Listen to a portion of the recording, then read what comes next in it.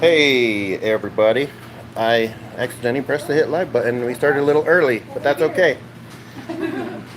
There we go. Get a good angle on it.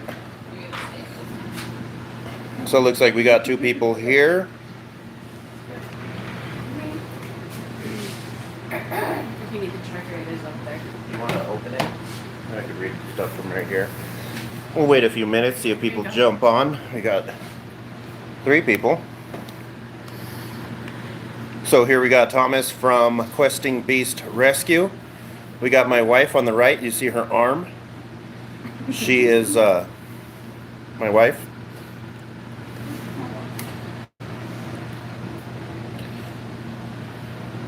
Yeah, that looks good. That's not too bright. Hey, what's up, Blukey? Hey, what's up, Redstrom? How's it going?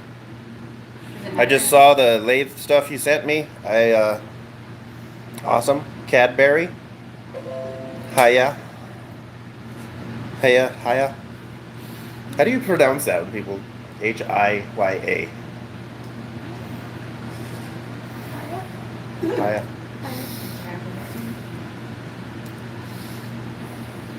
It's gonna be on my YouTube. Okay. That's fine. Thanks for opening up.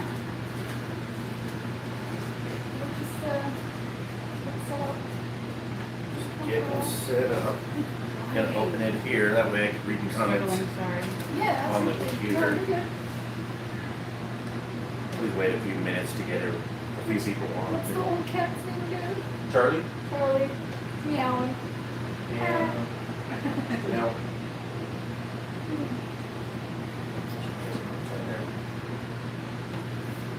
So the volume is down. All right. Cool. So here we go. Awesome. Yeah. Hi. Then yeah. James said hi, Thomas. Hi, James. So when can you send Mango over? We're working on it. It's still the weather. Oh, what happened to Pros? Did it? There we go. All right. What we're watching.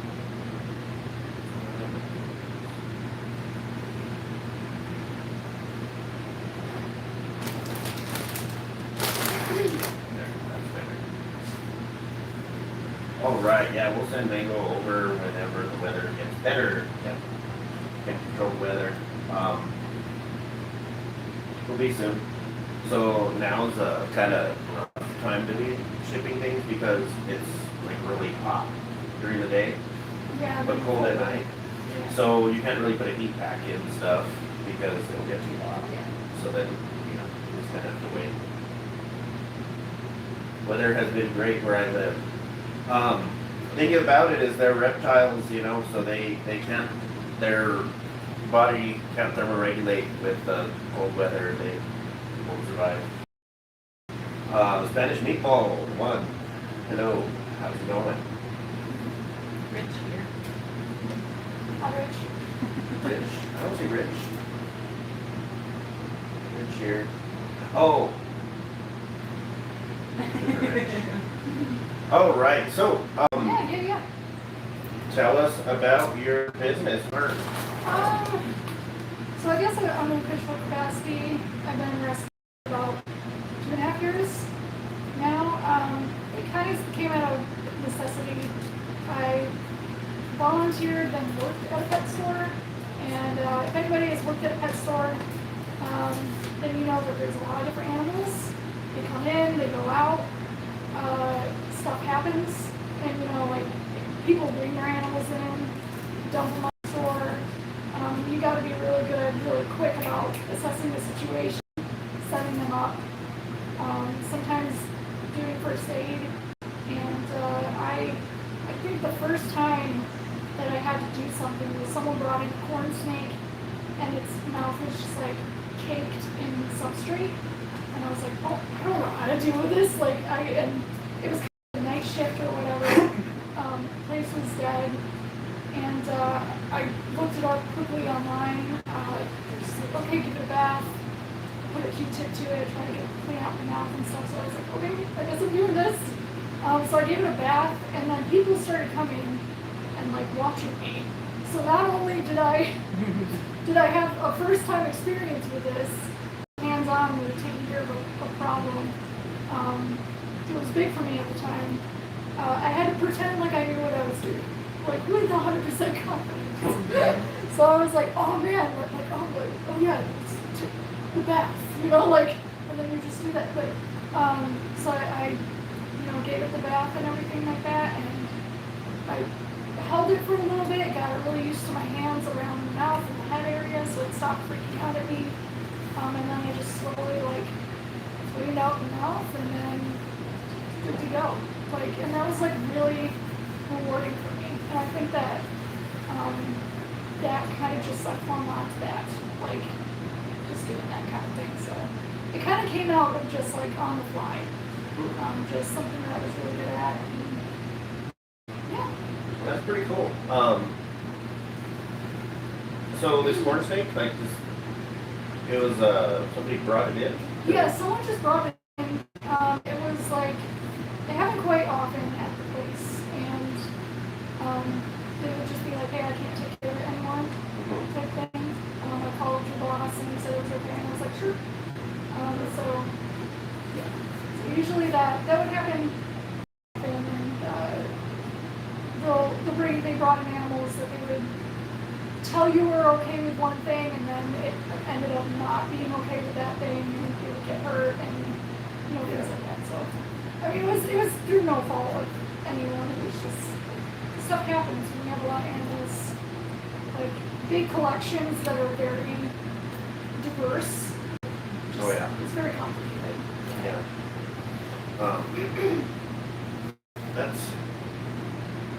That would be hard. I mean, I like to take care of animals and stuff, but like, I'm sure you've lost some animals, right? Yeah, I've actually lost 2. Yeah, so just to rest of it, they were pretty big losses, I guess. I knew that they were coming, but at the same time, they were still, like, it still hurts, like Chance, he was another surrender, I guess, to that pet store. He was a Savannah monitor. I don't like to get into like why they end up that way, but he was a year old and about this big. He was extremely stunted, extreme metabolic bone disease. My biggest issue with him was he wasn't defecating at all. So I took him to the vet quite often to get him like enemas and things like that to help him with. And the interesting thing about when animals are really, really sick and you kind of know that they're not going to pull through, you kind of have to make a decision of whether or not you're going to invest in, their life and giving them either care or trying to help them or deciding whether to put them down is just their behavior. So Chance was super interested, he was super alert. He hunted, he made it, even though he couldn't move very well.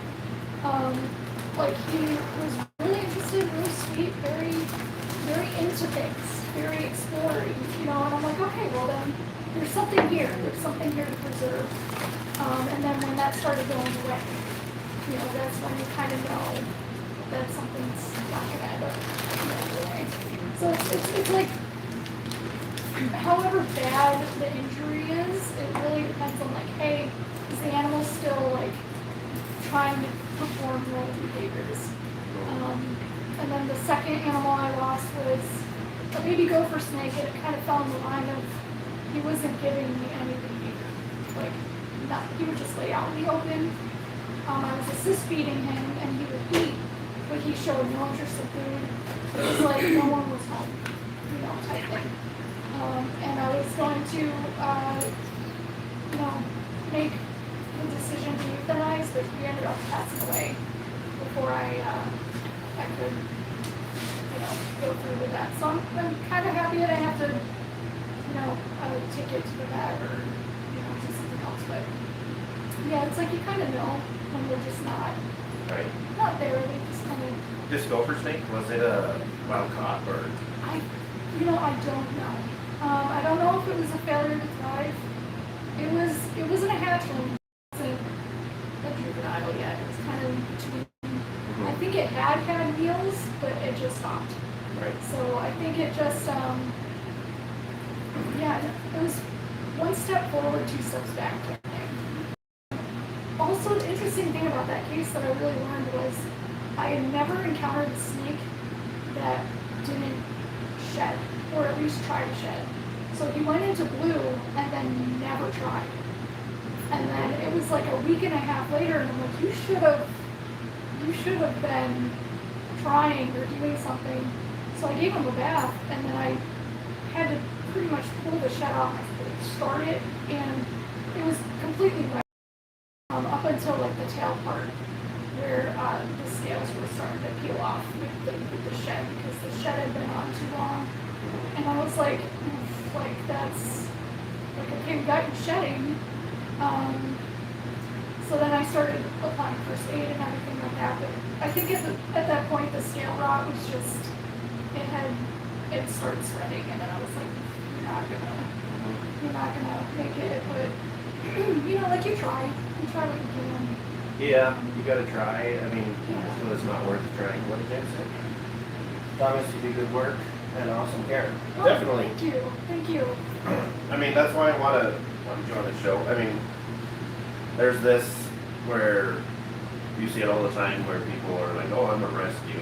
And like, no, they're not. Most people aren't rescues that say they're rescues. They're just wanting free animals that they can. They don't want animals that they have to take care of and get care for them. They want animals that they can just have as pets or sell them. Yeah. And you see that a lot with rescues. Yeah, I think Rescues. yeah, if you want to start rescuing, one of the rules I have for myself is I don't take in animals that I'm not prepared to pay an immediate vet bill. So if I can't pay an immediate vet bill, and oftentimes I don't have to, right? Like I would say like 70% of the time I don't have to take it to the vet at all. But if you're not ready to pay an immediate vet bill, I'm like, I have backup people that I'm like, hey, can you take this in? I'll contact other people. But if I can't afford it, then I don't take an animal. Two is I don't take in animals that I'm not prepared to have for myself for the rest of their lives. So it's like, am I prepared to take in this bearded dragon and have a pet bearded dragon for the rest of its life? And that's like, it's a constant like competition between space and resources. So I've had animals rescues up for like a year and a half. I have a bearded dragon, Scrunchy, and he's my permanent pet now. He went into 3 homes and came back in worse condition every single time, despite like efforts, to like, hey, don't put him with other bearded dragons because he got his tail bitten off. And then they did it anyway, and he came back injured. And then he came back with a fungal infection, which was not yellow fungus disease, but that doesn't mean that it wasn't incredibly difficult. He recently came back from a lady who, not her fault, outside circumstances, totally get it. He came back huge, awesome. He has some issues that I'm taking care of now, but I'm like, he's my pet. Like, he's mine now. I can't put him through another adoption again. But like, he's cool. He's one of my firsts. But yeah, like his treatment was 7 months for that fungal infection. And you're kind of like wondering if it was the worst. Yellow fungus disease, if you guys don't know, is it's an immune system disorder in bearded dragons. So bearded dragons who have very high stress and low immune systems will develop pretty much an uncurable fungal infection that just spreads kind of tumorish all over their bodies, and it's very contagious with other bearded dragons that are also sick or have lower immune systems. So you also have to be careful about quarantining, and so keeping Scrunchy separated from everyone else while I was treating him. That was kind of went in for antibiotics, antifungal medication, that wasn't cheap. And then after that went through, I kind of didn't, mess with his digestive system. So like, then you have to do probiotics with all that and get him eating healthy again and not losing weight. And then I approached it from a topical side, so like betadine baths, but not too much because you can't introduce too much moisture to fungus. And then antifungal cream. And then that was about 6 months. He shut it off, came back, shut it off, it kind of came back, shut it off, didn't go back. So like, that was like really cool. And then I kept him for another, like 4 months after that, just to make sure he'd come back.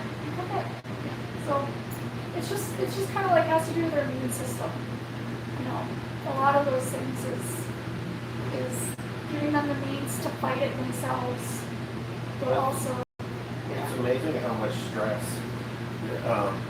especially reptiles. Every species stress is a factor, but like stress can cause so much problems with reptiles. Ridiculous. Yes. I mean, ball pythons.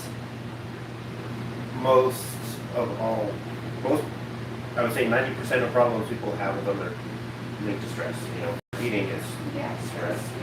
Yeah. Whatever. It's all caused by stress. That stress is caused by their environment not being right or and something. Like, I don't know when to get into this because it's one of my favorite topics and I could talk forever about it if you guys are interested, but like reptile mental health is, like, I've seen and worked with animals that have legit like problems, like beyond something that would just be trained into them behaviorally, like actual trauma response. And it's like, I understand that if an animal's stressed or doesn't like me or behaves a certain way or strikes at me, usually I can, you can control those conditions where it's like, once you're holding it, it works with you a little bit. And I've handled a lot of other animals and things like that. But Ash she was technically my first rescue. She had a bacterial infection. This is the story I will tell. But she was wild caught. She was over 5 feet. So she was kind of intimidating. If you guys worked with bull snakes before, they have that like rattlesnake bluffing, really intense behaviors. And she was put in with a ball python that was larger than her, that would lay on her consistently, just invade her space. And she was also used as kind of a look how mean she is snake. So she was taunted and pulled out and used for demonstrations for whatever reason. So I took her in because I've always wanted a bull snake. I thought she was really pretty. And she had such an intense, just built-in trauma from her previous home. She would, like, you would enter the room and she would just throw her face against the bin and just injure herself. And so I had to remove everything in her bin so that she wouldn't hurt herself. It was fear. It was beyond like a normal behavior, a normal fear response. And it took me 2 years, and with the help of a local, I'm pretty sure some of you know Tom. I'm also Tom. But he breeds bull snakes, and he took her in for a little bit because she was having some difficulties coming out of rumination. She was wild caught, so rumination came naturally to her. But he was just like, I've never worked with a snake that had these issues. And he's been working with wild caught bull snakes all his life. So I think that comes to an awesome point where she had a stuck eye cap pretty recently, I would say a couple months ago. And I was kind of nervous because we had built up a rapport with each other. Like, she was like, I'm okay with you. you know, and I'm like, I'm okay with you. I'm gonna clean your cage, and then she's like, okay, you know, like it's just kind of the back and forth, but I can tell she's still not comfortable with me. But I was like, man, I have to actually touch your face. I have to actually interact with you in a way that I haven't before. And I was afraid I was gonna kind of rupture a little bit of that 2-year long rapport that I built with her. But no, I gave her a bath, and she let me get the eye cap off, and she didn't even hiss at me, and I just like held her for like 20 minutes, and I was like, I cried. No, I was like, that is just like, it came so far, and she's my permanent resident. I don't really call her a pet, because she's not. She's a wild animal. I give her that respect. But like, that was like huge. She had gone from like a self-harm almost to like a trust. And I'm not sure if she would extend that trust to other people. She doesn't like when other people are in the room and she's exposed. So, but yeah, like that's a lot of hard work and stuff like that. So the mental stress part is huge when it comes to recovering animals. Definitely. So you hear Thomas talking about all these vet visits, all this stuff. All that stuff costs money. So if you guys could do me a favor, go down to the description and click on these links. Questing Beast, the website, Facebook, and the Etsy shop is here. You gotta show your stickers. These stickers are awesome. And find these stickers, support these animals. Yeah, so I do digital art, and I started the sticker shop back in end of August, early September, just as a way to, it was kind of late in quarantine. It was clear that stuff wasn't going to end anytime soon. I'm high risk, so a job was kind of out of the question. And I was running out of savings, and I was just like, oh man, am I going to have to shut down the rescue for a little bit? I guess I can try selling some art. So I just started making these little stickers, and this is the first set that I made. And they're just of the little rescues that I did. And then, so I print them, and I have my Cricut cover cut them, and I ship them. And I was really, really surprised with how successful. Then I have close to 700, 800 sales, just, and it goes a long way. Like, you have no idea the relief it brings, especially when it comes to vet bills and things and taking in animals. And it's like, every time I make, $60 at the Etsy shop, I'm like, that's a vet visit, like that's, like, there I go. Like, that happened like this week, and I was like, there's a vet visit. And I have all sorts of ball python ones. At first I asked for pictures, so some of the, yeah, exactly, some of these ball pythons are actually yours. I think Green Matter was. Green Matter is Christine's. Yeah, so that was really cool. Do you got a fan running? It is loud. It's probably my air conditioner that's loud. Yeah. So yeah, everybody here in the stream, go to the Etsy shop down there and buy a pack of stickers. Yeah. Post them on Instagram, post them on Facebook, and tag Questing Beast Rescue. Thank That you. way you could, Um, help some animals get some vet visits. Yeah, the second rescue set I'm working on right now, so that'll be out by mid-May. I'm like, what month is it? I had a crisis. Yeah, I just released the tarantulas. I love I was telling them earlier, I'm like, I started with tarantulas about 5 years before I even got into reptiles, but so I got a tarantula set out there for those invert lovers. And yeah, so there'll be more stickers soon. Oh yeah. I like the reading. Oh yeah, the particular python. And actually, Redstrom modeled. They gave me a reference for this. because reticulated python references, especially like the normals, are non-existent. So I appreciated that because I just kind of find a good pattern reference for this. And then there, oh yeah, this was your reference, the toque. I used yours as a reference for that. So if there's anything that you guys want to see, like stickerized, Sounds a just lot send, better. yes, Awesome. I can Chris Hardwick, what's send me a reference. those stickers are awesome, definitely. Thank you so much. Yeah, more coming soon. It just depends on, it takes a lot of time to get all that stuff out. But I've improved a lot. Like just look at But they're amazing. the little though. cartoony ones of the first rescue set, and then I get a little bit more realistic with some of the exotic They're awesome. rescues. So yeah, no, they're a lot of fun.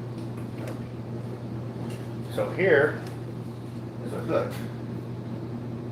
that I made for you.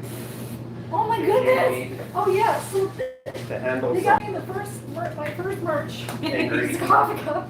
I desperately need. I've run off this coffee. And then now plus UV snake hook. Wow. for you to This handle is some amazing. bigger snakes if you get them, or to open tubs, cages, whatever. Yeah, Or this just to is- hang, This whatever. is good for Ash. I'll put that there. No, and then I have a longer one that I don't like because it's too long. But I also have a smaller one that's too small. Yeah. So this is actually Oh, that's amazing. Awesome. This is very perfect. I like them this length for more heavy bodied, like, you know, Yeah. non-venomous snakes, like a Dumeral boa. You don't mind if I Big- show it? Everyone does. Yeah, It's yeah, kind of far. absolutely. I A hate big to do bull that snake, again. that would Thank be you so perfect much. for it, because whoever's used snake hooks, when you have a super long snake hook, you don't have the good leverage, and you'll see a lot of people using them, and they'll be grabbing the snake hook halfway down the handle to use it, not by the actual handle. Including me. So that's why I like these shorter ones. You know, I wouldn't want to go mess with the rattlesnake in the wild with that, but True. but yeah, for like bigger body, non-venomous snakes, I think that's perfect. Yeah, this is fantastic. Thank you. And that is from my Dumeral's boat, the shed. That is cool. That is super cool. I was like, that is insane. Wow. You do the work. We have a lot of creative people here. We have a lot of artists. We have a lot of people who do, is this resin or what? Yeah, like a lot of people who do resin. I see you guys post pictures of you guys all getting together and doing that resin stuff, and that's really cool. I don't know what it is. I think reptile people tend to be artistic in ways, whether it's Yeah. crafts or whatever. Like Hey. enclosure building. Yeah, enclosure building is an Yeah. art. I mean, Yeah. what sure. Good Life did for Chalupa in there is Yeah, awesome. Exactly. It's I don't know how the two are linked, but Yeah. you tend to see it a lot in our community. Yeah. People that like that. Yeah, I don't have a lot of opportunity to get too creative with rescues, mostly because oh, sorry. No, you're Oh, fine. no, Go ahead. no. Just mostly because sterilization and simplicity is more important than it being cool and making things look cool. Because you gotta be able to look in the enclosure and see an animal expressing behavior, see all of its poop, and see all of its, you know, like make sure it's doing what it's supposed to be doing, and making sure everything's healthy. So a lot of my enclosures end up being just kind of plastic Dollar Tree enclosure, you know, stuff. And that's cool, that's awesome. Thanks to like donations, I'm getting these really cool decorations, and I really appreciate it. Mostly because they're like easy to clean, and they're a little bit more interesting. Enrichment is also very important to like recovering animals, and I have a story specifically that goes along with that. I posted multiple times about Moose, who just got adopted. Moose was he was a spinner ball python, and he came from a good breeder and everything like that, but for some reason he wasn't picking up the pace, I guess. And he came to my rescue for me to figure out. He's blind in one eye, but he was he had the spider wobble, of course, because spinner. But he would always kind of like go sideways. And I was like, I haven't actually seen that in a spider before. So I inspected the other eye, and everything seemed fine. And then, oh, someone's gonna do that. I saw that coming. Thanks. And I noticed that it was super dilated. And so I shined a light in the eye, and it wasn't contracting at all. I did this multiple times, and there was just no response. That's not a physiological condition. There was no eye damage or anything like that. There's no cataract or anything like that. That's a neurological. Something not working in, between the signals for the eye. So basically, light coming in was super uncomfortable for this animal. It was super disorienting to the point where, like, I would handle this animal in darkness, and the spider gene wobble wasn't as bad. If you put it in the light, crazy, uncomfortable. So that was really interesting. Hey, Deadly Tarantula Girl, how's it going? Spider people are artistic, yes, definitely. And that's another thing, I mean, spiders, reptiles are kind of the same, I mean, different hobbies, but they kind of go together. Definitely. Spiders, I used to be super, like, arachnophobic, and, I shouldn't say I'm not, like, freaked out by spiders. I think they're amazing, and yeah. That's this is the Piscitheria regalis, and that's the P. Ermania, or the ornamental and the sun tiger. Yeah. Oh, this one's beautiful. Yeah, you can see it good. But like, I'm always trying to preach not to be afraid of snakes. Like, because it's an irrational fear.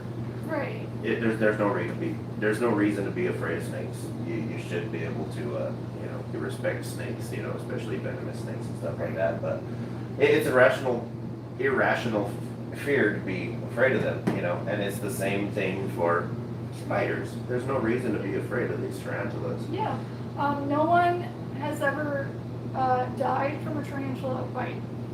Although some of them are rather medically significant, no one, as far as like recorded. Maybe a couple people. I don't know. Last time I looked it up. You can Google it, but like I'm pretty sure there hasn't been many cases without like underlying medical condition, I should say. But yeah, like tarantula's really weird. It's just some species are better than others for sure. Some like this guy right here, the sun tiger, not for beginners. They are teleporty and very intense. But then if you get like, any of the new world, well, this is technically the world, but if you get any of the ones with the urticating hairs, the hairs that they like flick off, those are typically the more docile ones because they have like a backup defense that they can use instead of like coming at you like, I have an OBT here, which is like you walk in the room and they're like, psh, again, started with tarantulas. You get me talking about tarantulas, we're gonna be here all night. Tarantulas are, they're awesome.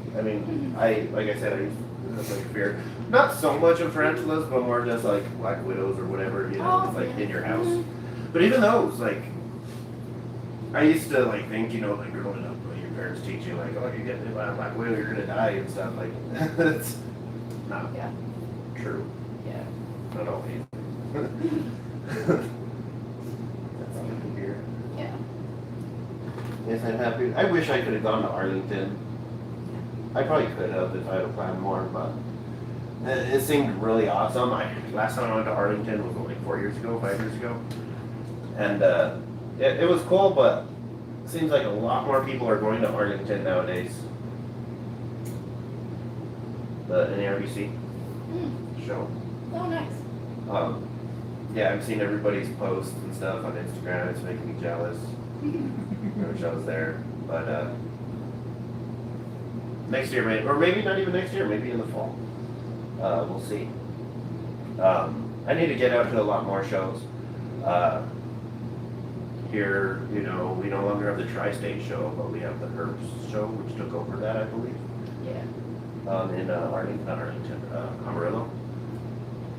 There's some in Denver. There's like a Replicon in Denver, Pueblo. Yeah, I went to the Herps in Pueblo. In Pueblo. Yeah. That was intense.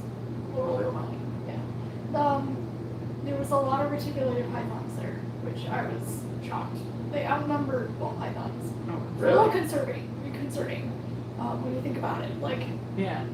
like these are big snakes. Are they gonna find holes? Like from a rescue perspective, you can't blame me. Oh yeah. You know, like I feel like retics are a very specific type of snake for a very specific type of people, multiple Definitely. people, and yeah. So when you see the popularity of them kind of shoot up, that's a little like uh-oh. But at the same time, they were all like genetically gorgeous animals, like really great breeders. Yeah, and in that case too, like, you're not going to spend $1,000 on a snake if you don't know how to take care of it, you know, and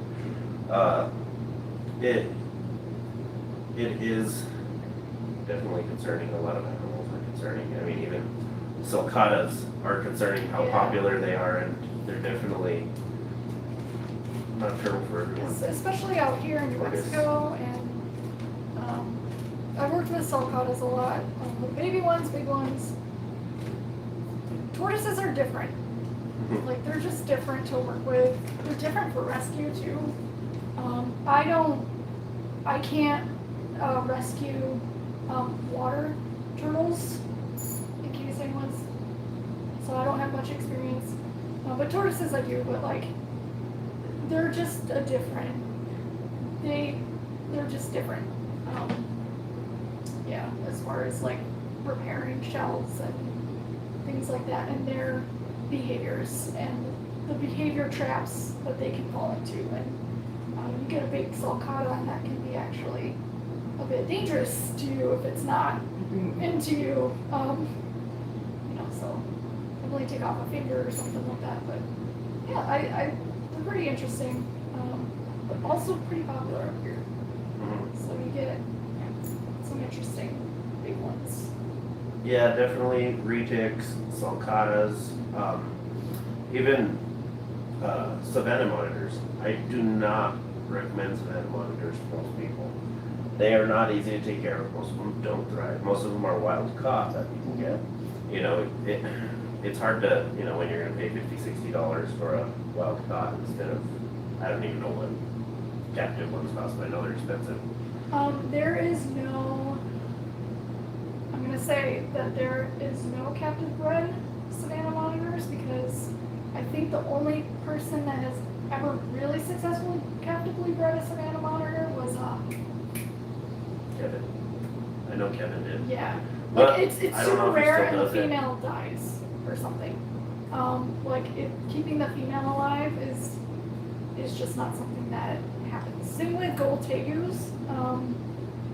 Similar story with the female dies. I did a lot of research on savanna monitors when I got a chance, because I was like, the circumstances that got him to the horrible condition he was in is, he was purchased online, I think by a child, and they kept it as a secret. So Oh, kind wow. of, yeah, so like the ease of purchase of some of these animals can lead to some not so great circumstances. And I don't blame the kid, like, I'm not, of course, like, that's a kid, right? Yeah. Like, it was sad, and I did my best, but like, it's more like some of these reptile websites make it really, really easy, I guess. and Savannah monitors, especially for wild caught animals, and they're cheap. But yes, Savannah monitors being bred is not a very common thing. And Yeah. yeah, they're not like tegus. They have that kind of a different attitude. Well, I know James from Redstone Reptiles, he has a Savannah monitor, and he's a jerk.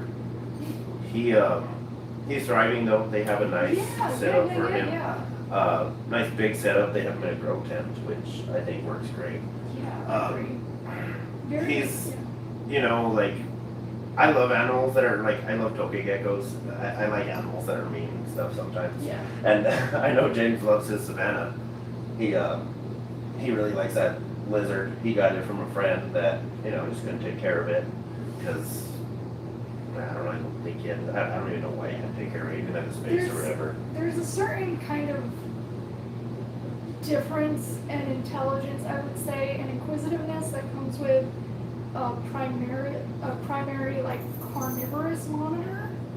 So like when the further away that you get from them eating like fruits and veggies like a tegu, the more like interesting and like more respect built. Like when I was working with the gold tegu, which are a little bit more on the carnivorous side than the veggie side, that was like mutual respect. And like Savannah monitors operate the same way. Like they come to you, you gotta build that trust with them. And they're playful in their own way. I think you can get some amazing behaviors out of them. And I always find that like super attractive. So like I love Savannah monitors. I want one. When I say I want one, doesn't mean I'll get one, but like like I want one, just because I love that kind of the kind of like relationship. And when I was working with Ripley by far my favorite rescue. It was Colombian gold tegu. They're notorious for being like really bratty and snappy and bitey. And honestly, I just think that that's because people are calling them tegus and they're comparing them to the puppy dogs. And to me, I'm just like, it's more like Savannah monitor-y, like more aloof. Yeah. Like they're not gonna cuddle with you necessarily, but when I first got her, she was super like not into me. I put her in a 4x2x2 front opening enclosure. She wasn't that big, but like I would let her out, and she would like come to me, check me out, crawl over me. I'd touch her, she would say no, and I'd be like okay, And then she would help me do chores like around the room. Like I would let her out. When I was doing reptile chores, she would explore. She would follow me. She would paw at the bug bin. I'd give her a couple, and we just had that like kind of relationship where it's like if I entered the room, she'd be like, oh, so I get to like come out, So that's like a really cool monitor relationship, and I think Savannah monitors fill that void. It's just like if you want a cuddly puppy, you might get a tegu or a puppy. Yeah. But I think a lot of it has to do with people's expectations. Yeah. You got to know what you're Yeah, getting. Exactly. You got to know your retake's getting 20 feet. It could get 20 feet. James asked, how many animals are you taking care of now? Right now. Let me do a mental tour around my room. So I guess I can name them. So from the surrender rescue side, I have Benjamin Noodle. He was just like his little baby normal ball python. And he's going to be up for adoption soon. He's shed. He came in perfectly healthy. I always keep them in quarantine for a while just to make sure. Perfectly healthy, super sweet, eating frozen thawed. And then I have a leopard gecko, same deal, same surrender, perfectly healthy, probably going to be up for adoption soon. And then I have Scrunchy, he's the bearded dragon I mentioned earlier, he's mine. And then I have a little brown anole, which got a big kind of bioactive tank enclosure. I guess he's mine. I kind of took him in. He came on a flower shipment from California, and he was like this big. And so I wasn't sure if he was gonna live, but he's like this big now. So I'm like, I was super into him, mostly because when I was a kid, I killed my anoles, and I want to make up for it by like going overboard. So he lives in a mansion now. And then I have a tarantula, leopard gecko of my own. I have 2 painted agamas that were kind of rescues. They're super skittish. Have not been able to break them out of it. One is pending adoption. One is still up for adoption at this moment. And then I have my snakes. So I have Ash, permanent resident. I have my pet ball python. And then I have a rescue ball python pinstripe. She came in super dehydrated, and I wasn't sure, and her eye was like gored out pretty much. And I gave her baths, and I helped her drink. And I tried, I don't know if you guys had heard of like Exoterra electrolyte, but like you put it in the water and they drink it and they get some extra. I didn't know if that made a difference, but she actually had a full shed. Her eye had scarred over completely. She ate frozen thawed for me. She's a little underweight, so she'll be with me for a while. But I was just like, whoa, like I was. Oh my. Some snakes. Of course. I'm gonna get you a snake here. Okay. And then I don't know if anyone's keeping count. And then I have a very angry, very, very angry yellow rat snake who is mine. Her name is Cece. And she won't stop biting me or musking all over me all the time. So quite a bit. Not as much as I've had in the past. I've reached capacity over the winter very suddenly, and I was packed. And then I emptied. And then it's just starting to fill up again. But Nice. yeah. What's up, LKB? How's it going?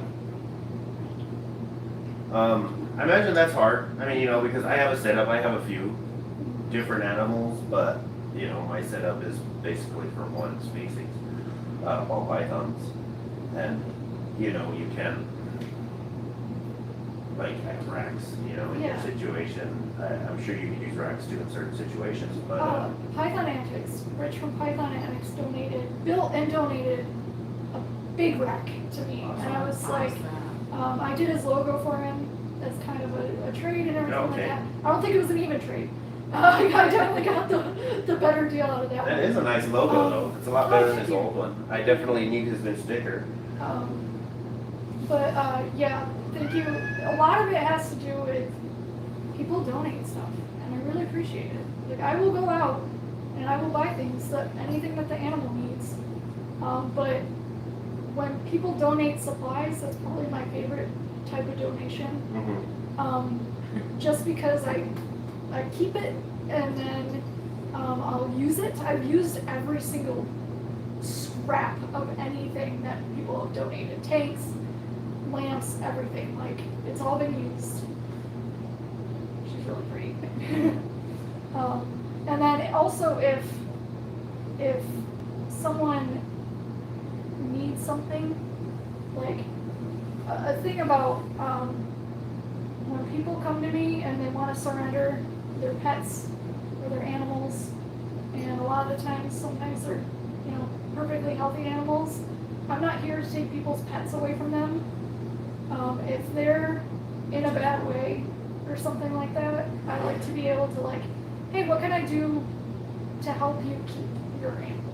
Because it sounds like the animal's in a good place, but like, oh, I lost my job, I have to surrender the animal. I'm like, well, what do you need instead? You know, like, so I'm like, oh, my lamp broke, I can't afford another one, I just lost my job, and I'm like, come by, I have an extra lamp for you. You know, things like that. And that's, like, because people donate to me, I'm able to help other people, you know, get the stuff that they need sometimes too. Like, I'm really not here to take people's animals away and, like, there's no money here. Adoption fees are just pretty much a deterrent for people who want free animals, which I've already run into. There's some people who like to lie, and that's unfortunate, but like, I'm not here to collect animals and if I have a slow month where it's like, hey, I didn't get any rescues at all in January or something like that, I'm like, blessing. That's a blessing. I'll work on my art. I'll work on my policies. I'm working on a rescue guide that's going to be free to anyone in the New Mexico group. And it's going to be as comprehensive as I can make it.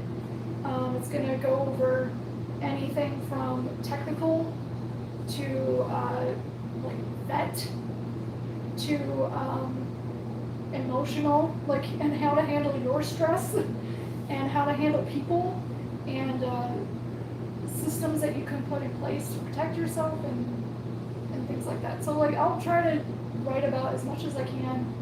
It's in the draft right now, but that'll be free to like anyone here in New Mexico. And so it's like when I get a break or a lull in rescuing, there's always something I'm doing in the downtime. So It's awesome. yeah. That is rich, the Spanish meatball one. Yeah, it is rich. I wasn't sure if it was like a different rich or, yeah, okay, so yeah, he said he definitely won with the logo. You did an amazing job. By the way, the rack is doing, it's so amazing. Temperature regulation is perfect with it, so I'm having no issues. It's awesome. That was awesome. Thank you for so much for building me that. That was awesome.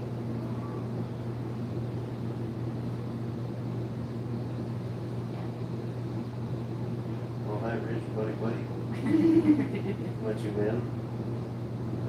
Here, make sure I didn't miss anything. All right, who all is on here? A few people on now. Glad to hear. Goodness. That's what Rich just She's said. so pretty. Spanish meatball. Yeah, she's awesome. And so we got, this is a hypo and that's a hypo, but two different species. You know, for anybody watching, you know, the Burmese looks like normally kind of almost like a greenish color. This just fades that melanin away a little bit. Same as the little white bones. I wouldn't say this has that like in shed look like a ball python does, but it definitely has a. Yeah, you were showing me Less some melanin. hypos, and I was like, is that in shed? Like it almost looks a little faded. Not saying that it's. I mean, I love that look. I took a picture so I could make an art of it because it was so pretty, so unique. And a lot of stuff like people take pictures and they post them online, and then sometimes it doesn't do them justice, or they'll mess with the gamma or You something definitely. like that. I cannot capture hypo in pictures. That's one gene that I Yeah. cannot really capture in pictures. Because I posted this same girl right here plenty of times, and you just can't really see it like you can in real life. Yeah. It's hypo's a weird gene, and it's my favorite gene, as I'm sure you've seen most of Yeah, a my lot of snakes are hypos hypo. in there. I know, I got the tour. I really appreciate that. That was fun. Yeah.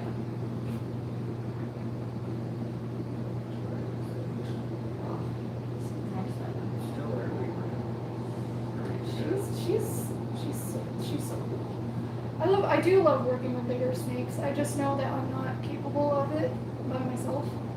Nor should anybody be by themselves with a large adult Mhm. animal. But even like working with a 6 or 7 foot reticulated python, already too strong. Like pulling me around the room. So I'm a tiny person, but retics are incredibly intelligent and really cool. You definitely see the intelligence in retics. Yeah. I think they're so smart. I think these guys are smart too, and I wouldn't say they're quite as intelligent as a retic. They're definitely, I'm sure you can tell compared to a retic that this is like super calm. Yeah. Where retics don't stop moving ever. Yes, exactly. That's why I wanted a berm, not a retic. Eventually down the line, maybe I'll get a retic, I'm not sure, but I'm happy with just this snake as a pet. And she's awesome. And I'm not growing her fast. You know, I feed her a small rat weekly. Sometimes I'll skip a week. Yeah. here and there, you know, there's no need to grow this snake to 15 feet in a year. Yeah. You know, she's not gonna be 15 feet for a long time. Yeah, and that's probably healthier. That is healthier, especially in boas. I see it in boas, people feeding their adult boas weekly or bi-weekly. Boas have such a slow metabolism and they get fat so easy. My boa right there eats about every 5 weeks. And that's healthy. Yeah. That's healthy for, he's a Dumeral's boa, but it's the same thing for I didn't know it was that. PCIs. Yeah, I didn't know it PCIs was that are less. And that's the thing too, is like my boa will never move on to rabbits. There's no need to ever feed a boa anything bigger than a rabbit. Unless you get, sometimes, you know, genetically they can be these monster boas, you know, even if you do slow feed them, but they don't eat nearly as much as pythons. Are Burmese females larger than the males? Yeah. Okay. So, and I'm not even 100% sure she's a female. I need to check actually. I don't sex any of my animals. So I'm like, I don't know. I'll like be putting out the adoption stuff and I'm just like, I was told it was a male and you're just gonna have to find out. Well, a lot of time that's not true when you just get them from random people on Yeah. wherever, you know, I mean, when people buy snakes all over Craigslist and stuff. Yeah, and yeah. Most of the time their genetics aren't right, most of the time their sex isn't right. Yeah. It's, Behaviors aren't right.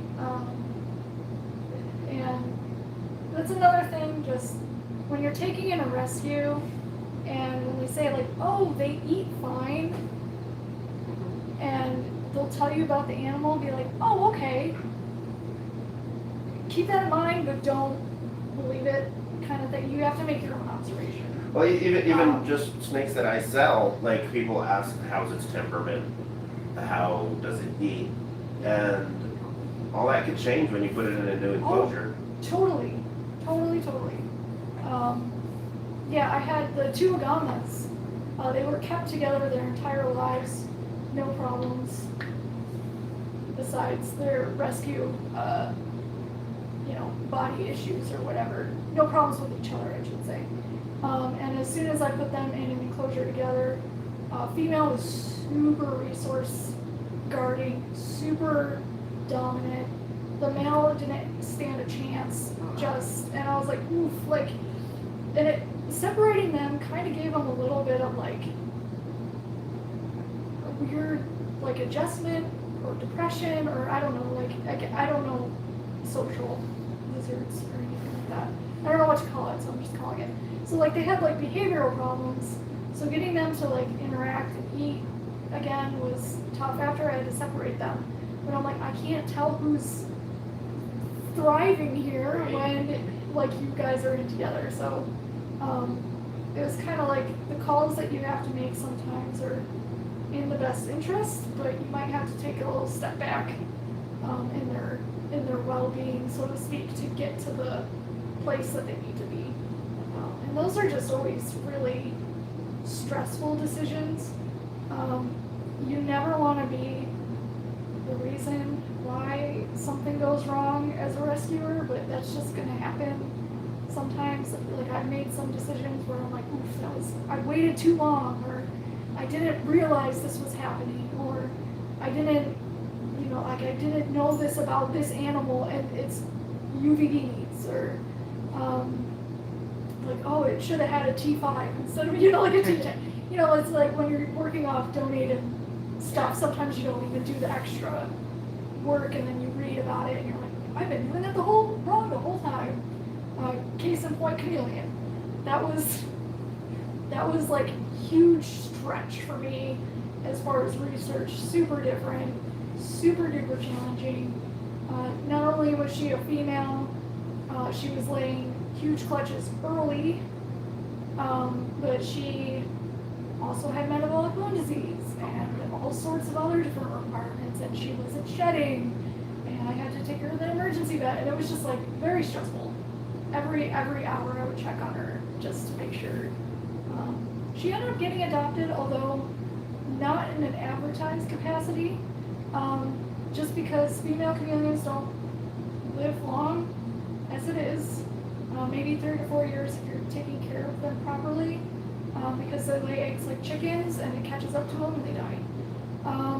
So here was a 7-month, 8-month-old female already laying huge clutches, metabolic bone disease. Oh my goodness. And I was like, I don't know if she's going to survive her next egg lay or another year or whatever. She's probably just going to be a pet because I don't like adopting out animals when I don't know, right? But this person was super interested, had chameleons before, had chameleons then, knew all about it. I was super upfront about it. I'm like, this is everything. Like, I don't know if she's going to live another month or another year. She's doing super well right now. Like, I just don't know. And she was like, no, I love her and I'm willing to put that work in and I'm willing to give her that care until, she, doesn't, need it anymore. So I was like, oh, okay, then yeah. The fee was waived, so she got kind of a nice little free female chameleon, but Shows how smart all pythons are, huh? It's like, I'm gonna go off this edge. They're definitely not the smartest snakes, but they're awesome. depth perception lacking. They're terrestrial, they can Yeah. climb just like any snake, but they definitely will climb right off an edge if they want to. Or if they, I don't know if they want to, but. Right. Incredible. See what you're doing here. For this snake, you could just kind of see it thinking. What you thinking about? You smelling my cats? That's one thing, when I first got a boa, just compared to ball python, see how smart it is, Oh yeah, yeah. There's something about ball pythons though that are just, you understand why they're so popular. Mm-hmm. Like in the ones that I've rescued, and they have that like cute kind of like properties to them. They can be a lot of fun. They could be total couch potatoes or otherwise. Yeah. Yeah, they're great.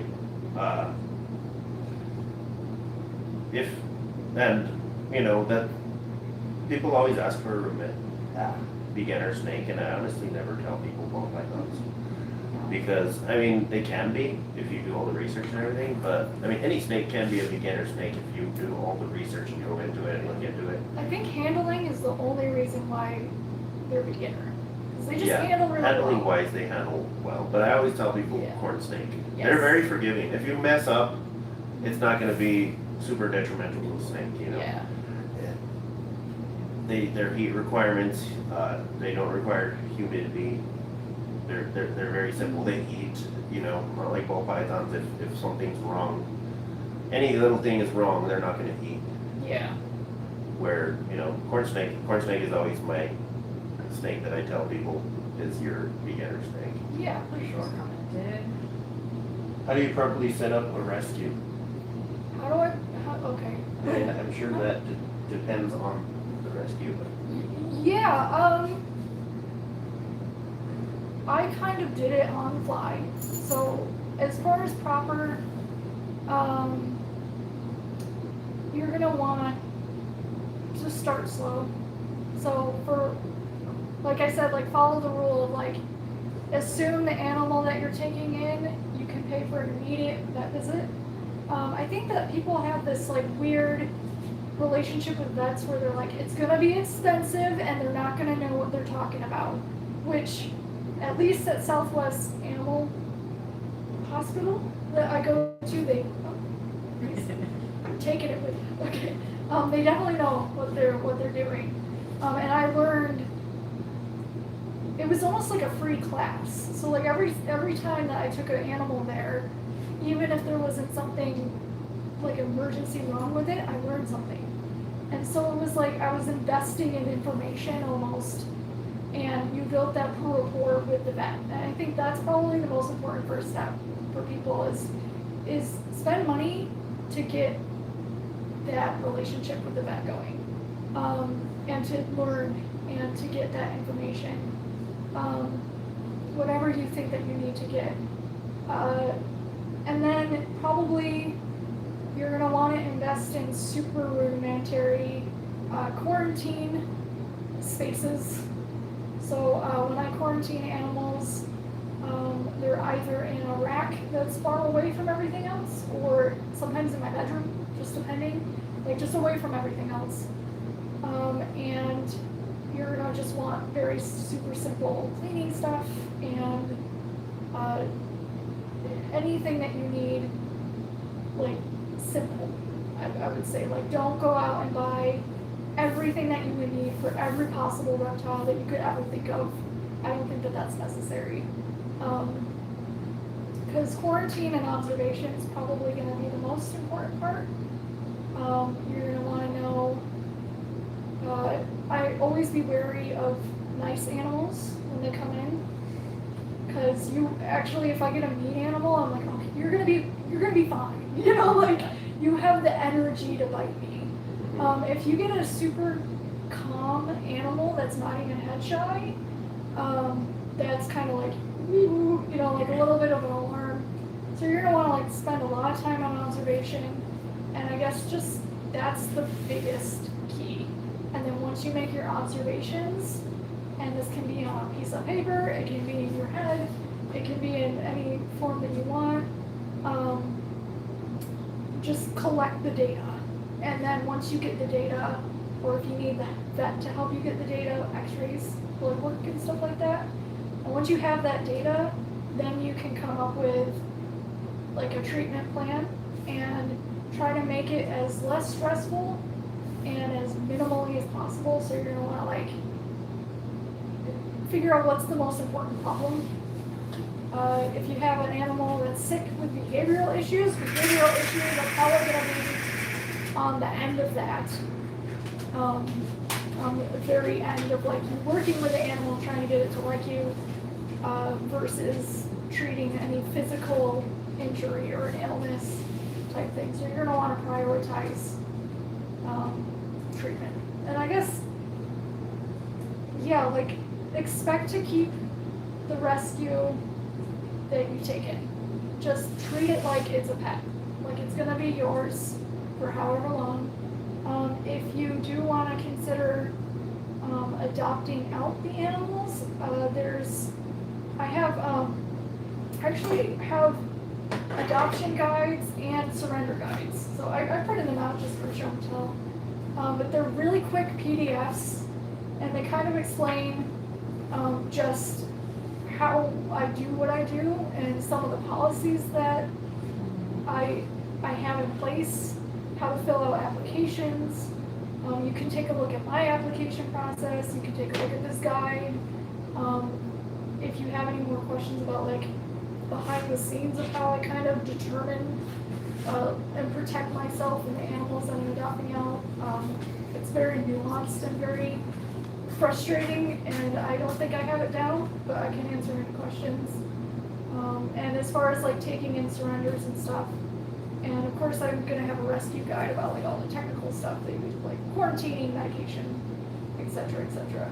I think once you just get started and you do it with the right intention, so you're not trying to take in an animal, get it better, and get money, which is kind of flipping, I guess,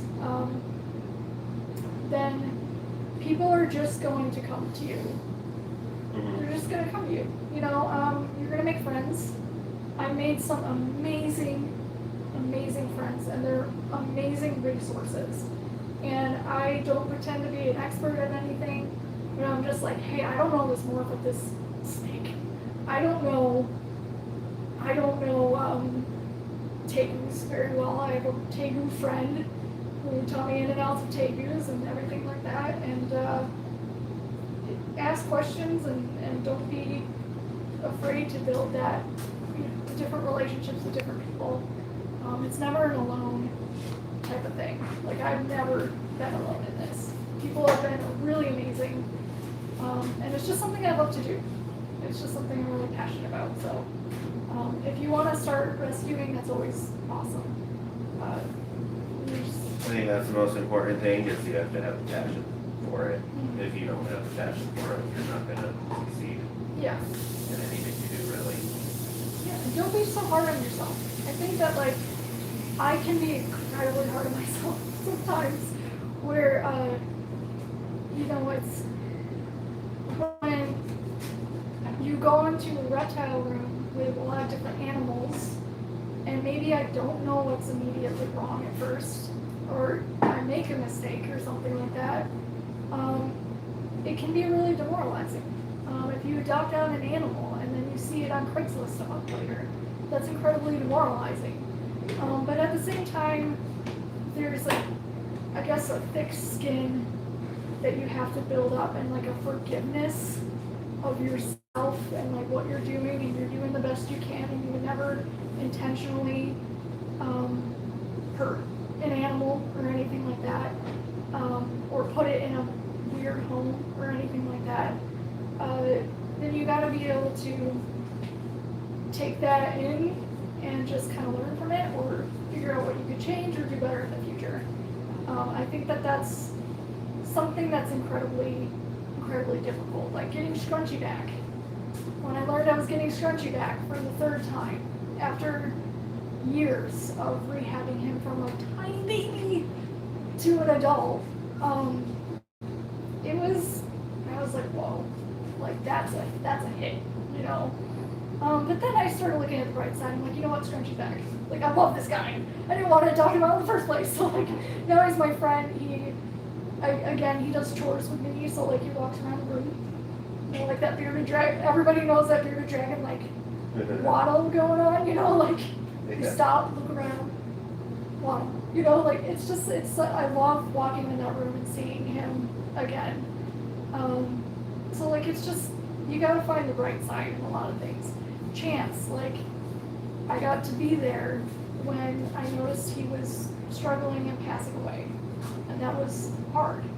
But, I put him on a heating pad, and I just laid there with him for about 40 minutes as he was going through what he was going through, and I thank him, and I think of that experience, like, he was such a bright presence to walk in the room and see him, his little cute Spanish otter smile.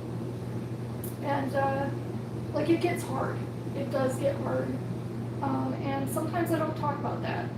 Like, that's hard. Those are hard posts to write. And I don't like making videos. So this live was difficult for me to wrap my head around. But, like, I feel like it just needs to be talked about more. Like, just how hard it can be. But if you're doing the best you can, like, you're doing it. If you take in one rescue, awesome. If you take in 10 rescues, awesome. Like, you're doing the good thing. And if rescue's not your thing, it's totally fine. It's very stressful. It's incredibly stressful. If rescue's not your thing, you support the rescues that are doing their thing. Yeah. By buying their stickers and donating. Oh, thank you. Well, also, like, I have backup people, and I mentioned this before, early. If I can't take in something, I have trusted friends that I can call, and people in the community have been so amazing, and, like, I'm honest with myself if I can't take in something, because I feel like if I put myself in a situation where I can't put 100% into an animal, like, that's not good. That's just gonna stress me out. It's gonna risk the animal's life. And so I think if you're starting with a rescue, just start slow. Take in one. See how that goes. Rehome that one and talk to the vet you know, get that information, and things like that. So I guess that's my only. Definitely. And going back to like it being demoralizing kind of too, you know, obviously I'm not a rescue, but I do sell animals to a lot of people. I have refused sales to quite a bit of people because of different reasons. And you know, I sell over Morph Market, so I don't know these people I'm selling to. Yeah. And you know, that scares the hell out of me, and that's something you have to kind of get over. And it's, if I start asking people questions and stuff, like I'll get to the point where I'm not selling anything. Yeah, it's true. It's true. To a certain point, I have a very small application.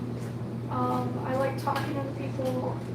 If it's an animal with a high degree of care, like Ripley, I will call you, and you'll need to call me and explain to me everything you have to put in place for that animal. Because with rescues, it's like almost like the bar is higher, because it's like if, like they've already had it hard. They need to go into a place where there's not a lot of mistakes happening. Because if even a little mistake can put them back, and that's when I get animals back. And that's, you know, I'm not blaming, and I never blame or judge people if they make mistakes or anything like that. And there's only so much I can control. But you always gotta like, man, what else can I do to make sure what questions aren't I asking? Like, oh, I didn't ask if they had other, you know, like I didn't ask that question or something like that, and then I learned that they didn't know. And so, or I wasn't 100% forward about this behavior with the animal, because to me it's not a big deal. To me it's just something quirky, to them it's scary. So it's like, oh, oops, I forgot to tell you that, like, sometimes he gets a little nippy when he's around food. To me, I'm just like, oh, that's normal leopard gecko behavior. Yeah. Like, that's just leopard geckos for you. To them, it's like, oh my god, he's aggressive. So, like, that's something that you gotta keep in mind. But yeah, like, it is something you gotta get over. And I think everybody has to get over that and figure that out in their own way. Like, you can talk about it, Redstrom can talk, any animal seller, any pet store can talk about it, I can talk about it, and it's just like, it's not a feeling that you can prepare people for, because it's a very weird feeling. But then again, it's like I tell people not to be so hard on themselves. Like, if they mess up and they surrender an animal that's not in the perfect health to my rescue, and they're like, I don't know what's wrong with it, I thought I wanted this, I blame myself, I don't have the time, I don't know what's wrong, it's okay. Like, you took the steps to fix it. Like, you realized something was wrong, you took the steps to make it better. And that's like the best thing you could do. You know, so it's like, obviously you care. On my website, it's just like, I'm here to help. I know you care. There's a reason why you're thinking about this. In my surrender guide, there's a whole page about what to do if you're unsure. Like, hey, if you're unsure about the vet bills, they'll work with you. Like, they do. You can say, hey, call them up and be like, I don't have like the money, but I don't know what's wrong. And they'll help you, and they'll put you on a payment plan. And they'll work with you about paying. And there's just like a lot of stuff that you can do before you surrender your animal, if you're still super passionate about it. Or you can surrender, that's perfectly fine. But yeah, like, the emotional side is probably the hardest part. It can be very stressful. But at the same time, the moments that I cling on to the most are like when that animal finds that perfect home, and I get that picture of it when it's home, and I remember I adopted out Pepperoni, And he has little pink flower blossoms, and there's a reason for that. It's because the girl who came to me was like, I've been wanting a corn snake for forever. I did 1,000% research on this. I love pepperoni. I'm 100% ready. And they decorated a hide with like these little plastic pink flower blossoms, and everything in there was like customized. And like, and I just saw the picture of like pepperoni poking his head out of like this beautiful, like, I put time into like decorating this enclosure myself that I made because I love your snake. And I'm like, that is what it's about. When I dumped it out Ripley, like Ripley and I had a, mutual respect going on, but she wasn't cuddling with me. I adopted her out to her new owner. I got pictures of them cuddling. I was so mad and jealous. And I'm like, how did you do that? And they're like, I don't know. She loves me. I'm like, apparently. And like, that's the best part. Like, I don't treat myself like the end stop of these animals, even though I sometimes have to. But like, when they find their owners that love them in like that special way that I can never give them if they stayed with me forever, like, that is so cool. That is the best part. 1,000%. And that's what makes it all worth it, I think. So Rich says, is there any reptiles you fear? And James says that sounds very rewarding. Yes, It it is. is. I mean, even for us, James, like, you sell a snake and then a customer sends you something later and like, oh, look, I helped you, look how he is, he's doing great, he's big, he's breeding, whatever. Yes. That's great to see. Even whatever, if you could help people out. I know people have watched your rack videos and they've used your exact designs and show you pictures of it. I mean, Yeah, it's a little different, but it's rewarding. It's such like a community thing. It really is. And the good of people far outweighs the bad. And I know I talked about some horror stories and some demoralizing things that I've encountered. That is, not the norm. That is not what I'm running into. Yes, it has a big impact, kind of like a big asteroid that terraforms you for a little bit, but it all fills in and like grows plants in there eventually. Any reptile I fear,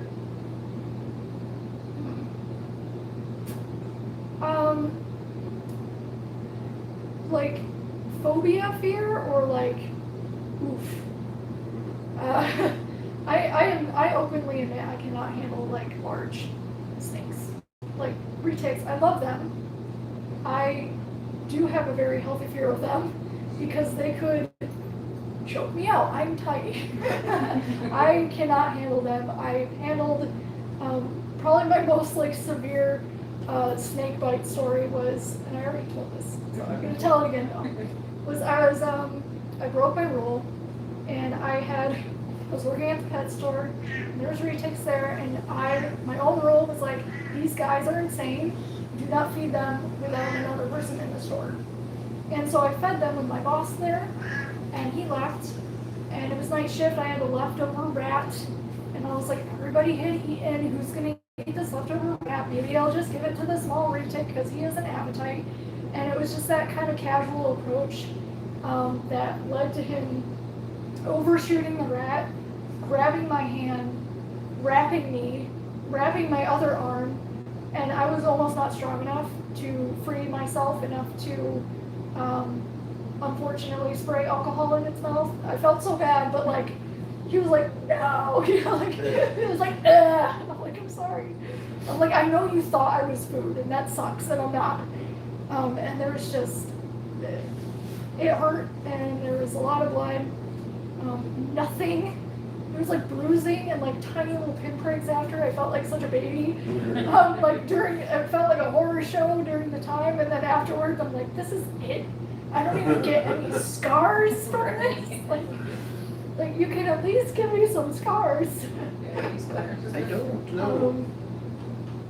I thought I would. Yeah, but yeah, like there is fear. Like when I get a new animal and I'm not really sure what it's gonna do or if it's gonna bite me or how it moves. Like I said, Ripley was really intimidating at first. Ash was really intimidating at first, and then I'm a very kind of, as long as it's on their own terms type of thing, handler. I'm not a very like, oh, I'll go in and handle it for every day, for forever, and then it'll like me. I'm a very like, hey, I'm gonna treat you right, and if you like me, that's cool, we'll work on it. This might take months, type handler. So maybe I'm a little bit too timid on that front. And there's probably people who are way more comfortable with handling than I am. As far as like rescue related fears of handling and animals and reptiles, I don't like eyes. Really grossed out about eyes. But like you don't really have a choice but to be ready to like grab that animal and like reach down its throat or do something really gross or just administer really hands-on, incredibly emergency first aid that you don't really have a choice because it needs it now, and like you can't think about it. And I've been in a couple of those situations, and yeah, they're scary, but you gotta be willing to dive in there sometimes if there's an emergency situation, which is scary. So. Yeah, and things, that's rational. Big constrictors Mm-hmm. can't hurt you. You can't kill you if, things aren't done right. There's sometimes where my tarantula still freaks me out. I like them, but sometimes they move a little weird. Like you're just like, ooh, that hit something in there. Like something in the back of my brain that just didn't. Like you jump back a little bit. I need to have more experience with tarantulas. I've helped one. Yeah. And it was what was it? Pinto? So, yeah. The cool thing about tarantulas is they don't need to be handled. So like if you don't want to, they don't understand exactly what is happening in their world, and yet they're so incredibly good at what they do. It's insane. Like anybody who has amphibians, totally different set of rehab tips for them. I'm not going to go into that. They're insane. But if anybody who has any healthy amphibians out there knows just how much patience it requires to feed them, they are not. You could be sitting there for 20 minutes as they're like, like a cricket, and you're like, just eat it. And yet a tarantula that doesn't have the brain that an amphibian does can figure out where it is and just like, boom, it's done.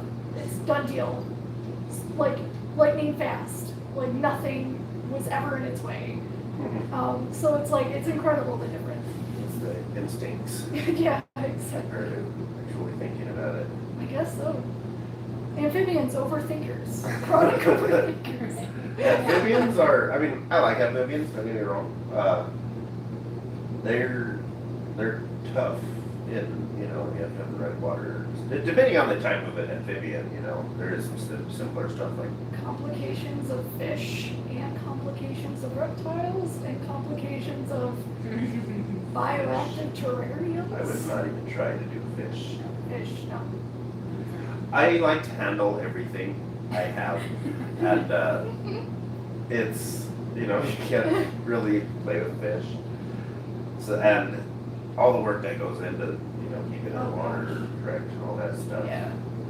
No. And a healthy respect for each animal. That's so cool you're able to do that for them. I guess. Rescuing sounds rewarding.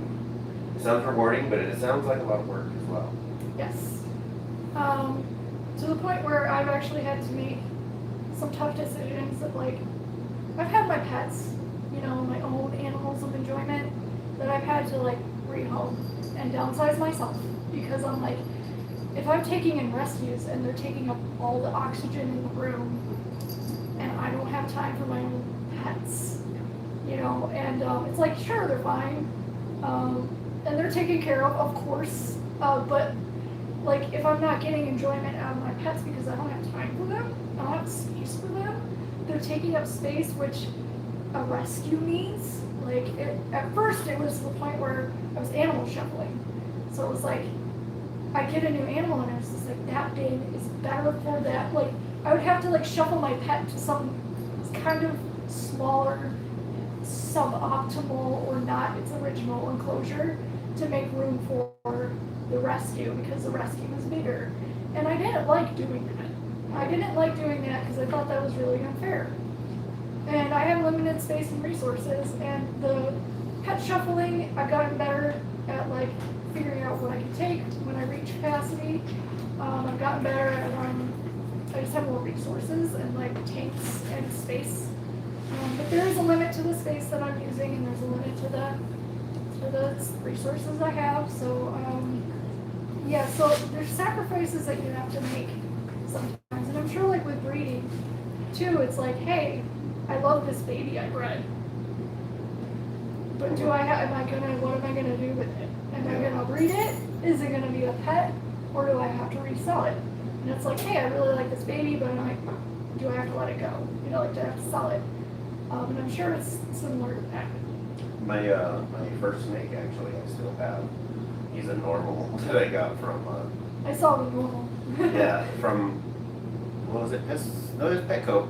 I got it from Petco. And that's a snake. It's like I don't know, there was like this weird collective Okay, I know some Petco employees, they're incredibly intelligent. I guess it depends on what store you go to.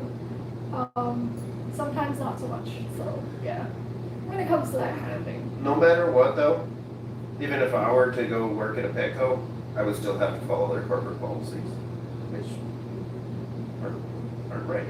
So it doesn't matter how smart the employees are, how good the employees are, they still have to follow. I do owe it to the first place I worked. It's a lot different now. I'm not gonna name it because I'm not sure if I can. Like if I'm allowed, I don't know if it, whatever. But it was like a small business, and so there was like a lot of freedom. And so like I got to experiment and learn a lot of things that I don't think Petco would have let me learn. You know what I'm saying? So like if an animal comes in injured and your boss is like, hey, like, why don't you take it home and then bring it back? Like see what you can do, and then like if it dies, it dies. If it doesn't, cool. And I'm like, cool. That was Scrunchy's story. He was like on, I found him, he came in that day with just like 2 siblings, and they just mauled him to death as soon as they were like in the new enclosure. So I actually had to like again, emergency first aid here, like cut off his tail that was hanging off by a string. Like I had to do that because there was no going back. So I like had to sterilize everything, had to do that in a store setting, and that's not the thing that you walked in and were prepared to do that day. Like I don't want to think about physically doing that to an animal, but it needs to be done, type thing. And so it's just like, and he just wasn't doing well, so he was kind of like well, he's either going to live or he's not. So that was one of the benefits of the case, of the place. It was a beautiful experience. COVID cut it short and everything like that, but that's fine. It allowed me to kind of grow what I'm doing now, and I really appreciated that. But yeah, like Petco, and you work at Petco, and they're not gonna let you do that. So sometimes you just gotta watch. And I've heard horror stories, so it's sad. I don't even like to go to places like that just for the reason I don't like seeing a lot of the animals there that are in bad condition and stuff, and then I try to talk people out of buying stuff from there too, because it's just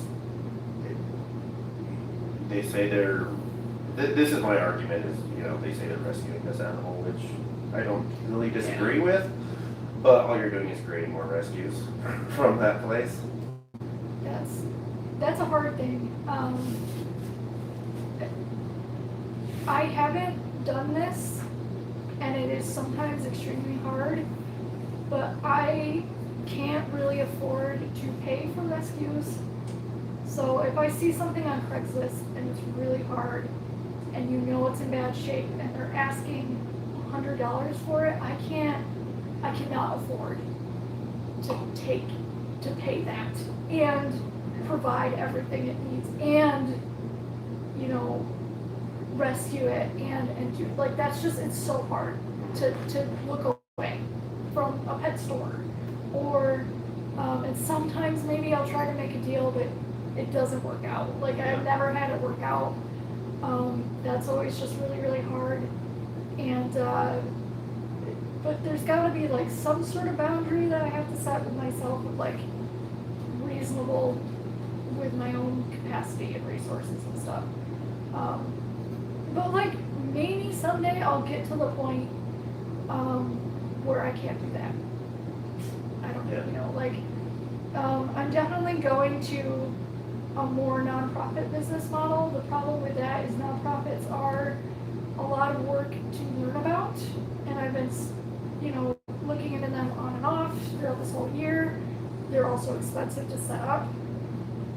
Just paperwork-wise, the fees involved with a nonprofit are pretty substantial. But like if I get a nonprofit and a place and volunteers, or I grow to a certain point where that kind of thing isn't the deal anymore, then that'd be cool. But as it is right now, it's hard because of COVID. Everything's really unpredictable.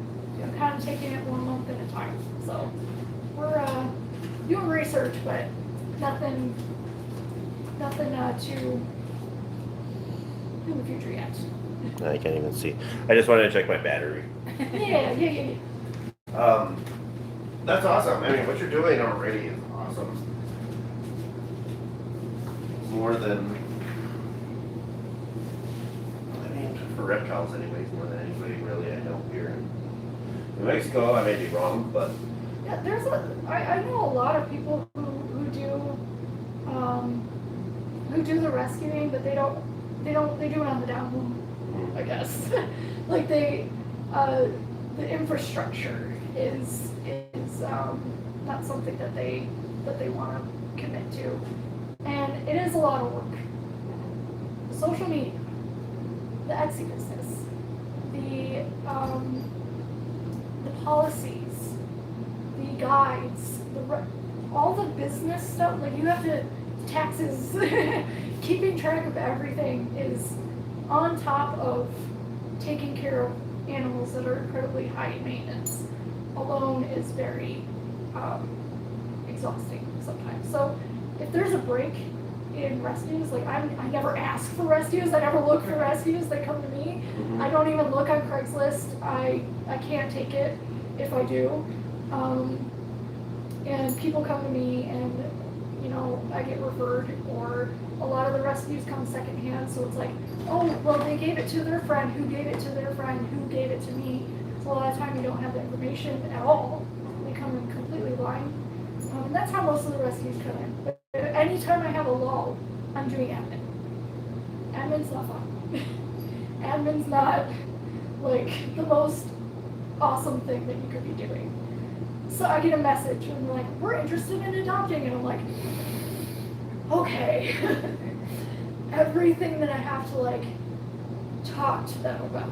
Like I just have to like take a breath and be like, here's my rescue guide, here's the website, here's the form, we're gonna have a conversation, we're gonna be friends. And I love you guys, I do. But like sometimes I'm just like eating Cheetos and having a down day, and I get a message and I'm like, oh no. Like, so it's a lot. The cats. I know. You guys are so cute. Cats are the stars of the show. I don't know why. You guys need a cat cam with how entertaining these guys are. I know one jumped on the table and hit the wall. This one falls off the back of the couch. I'm like, oh no. with people messaging and like that's my least favorite part about it. I don't know why. I think it's I was like afraid I was gonna like alienate the entire population. Well, that's the thing. I love you guys. About I think a lot of people in this. I can't wait. I honestly think they'll be fine, but I don't risk it, and I don't want to Yeah. show a snake and a cat interacting with each other on a video. Anyway, so what was I saying? Oh yeah, we're animal people. That's the way I'm gonna put it. Is like I'm an animal person. I love animals. People. I'm not saying I hate people, but like. We have to qualify this so much. I know you guys know what we're talking about. Most of these people are animal people too, so they know how it is. You know, I get inquiries if I have a clutch and I put it on Morph Market, I'll get so many inquiries, and you know, or just the first message, how's its temperament, how do I buy it, and all that, and that's it. Yeah. And it's like, so you have to go over this, okay, is this going around, this temperament's good, whatever the questions they ask, you know, and it's just like over and over and over and over and over. And over. Yeah. You know, finally you sell it to that one person. And most of the time, the person that buys it is the person that just comes up and like, oh, how do I pay you for this thing? I want it. Yeah. Yeah, I get that. For sure. That's how I am. If I want a snake and I buy it from somebody, I'll research the breeder. I have to see if they're a reputable breeder. And I'll just, okay, I want to buy this snake. And, I mean, there's nothing wrong with asking questions, you know, but that, most of the time those are the people that buy it, not the people that ask you the 100 questions and then stop Yeah, the messaging 100. you. Yeah, the 100 question thing. Yeah, it's a little bit weird for me because it's like you do adoptions and it's like reverse.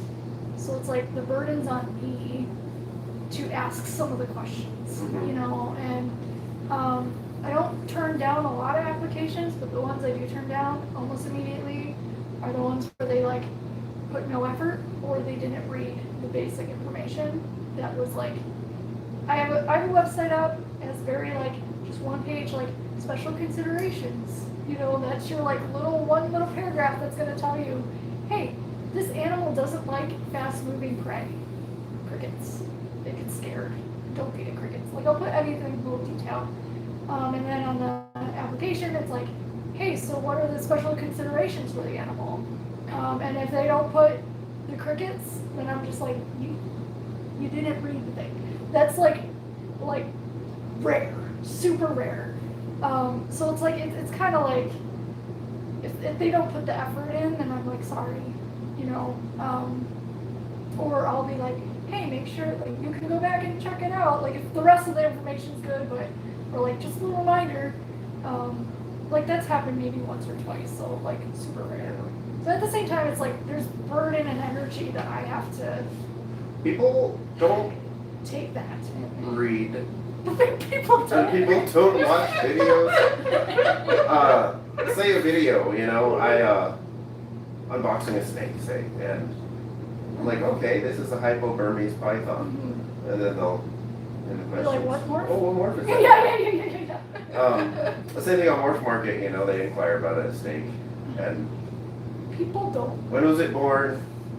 How much is shipping? And it's like, all that is listed right there.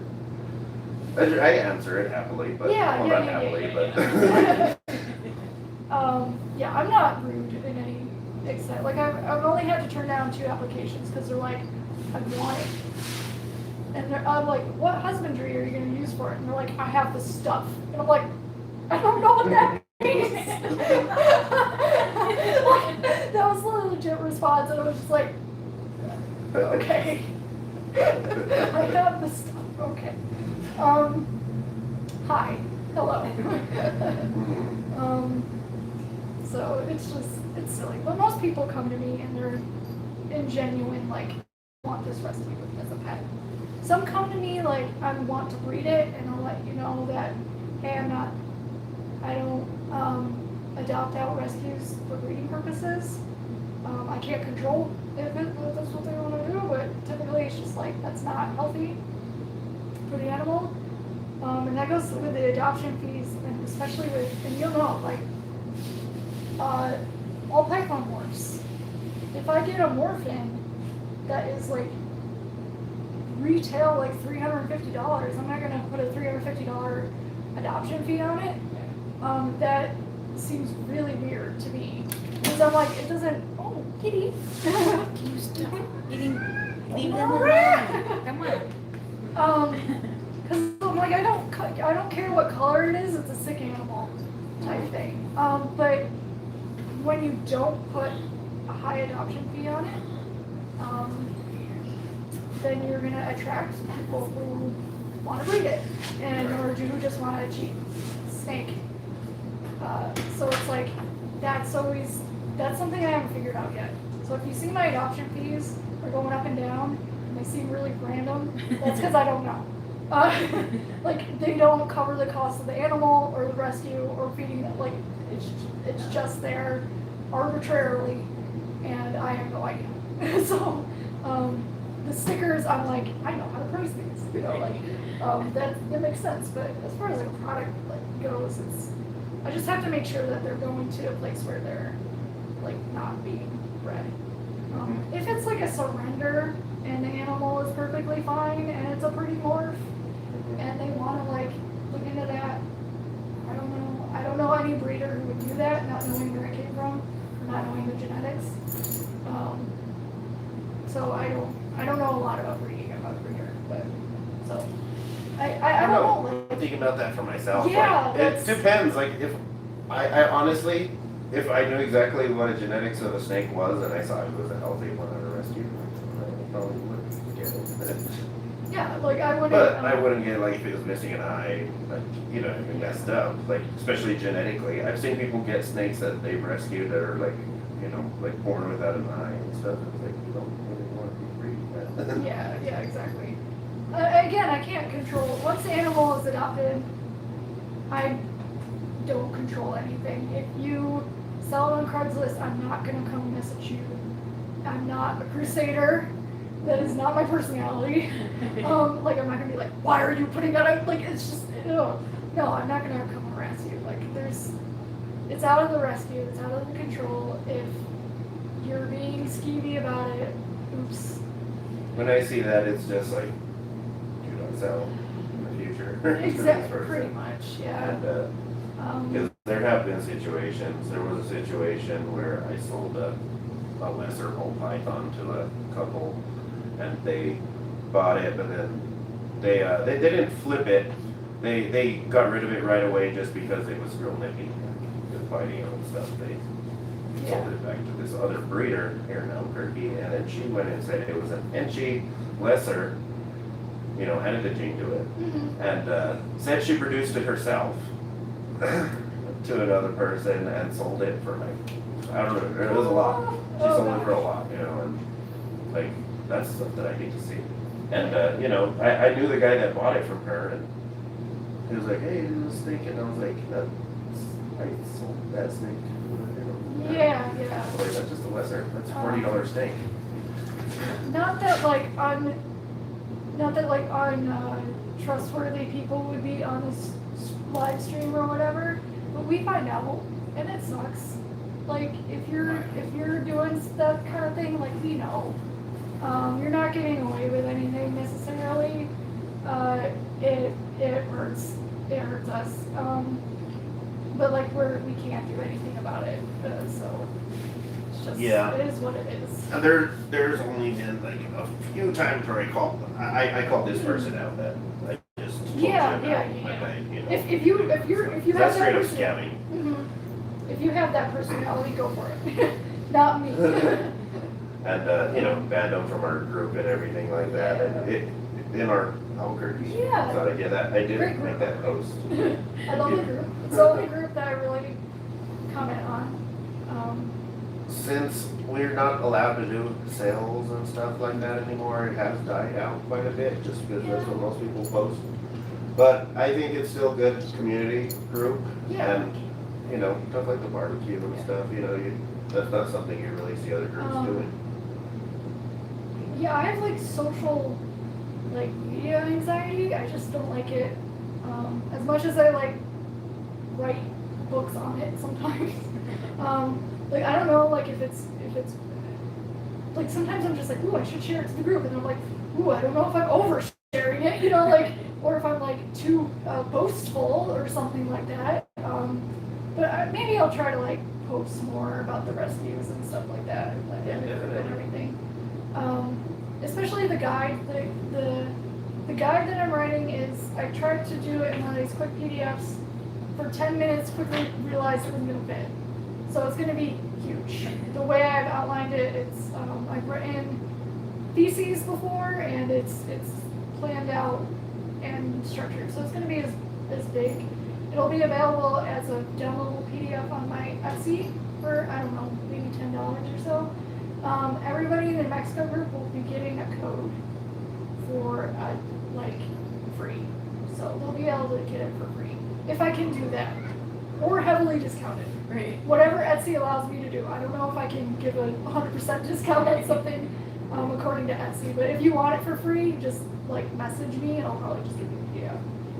And that's just like there's a lot of information about rescuing that's just not out there that comes with experience.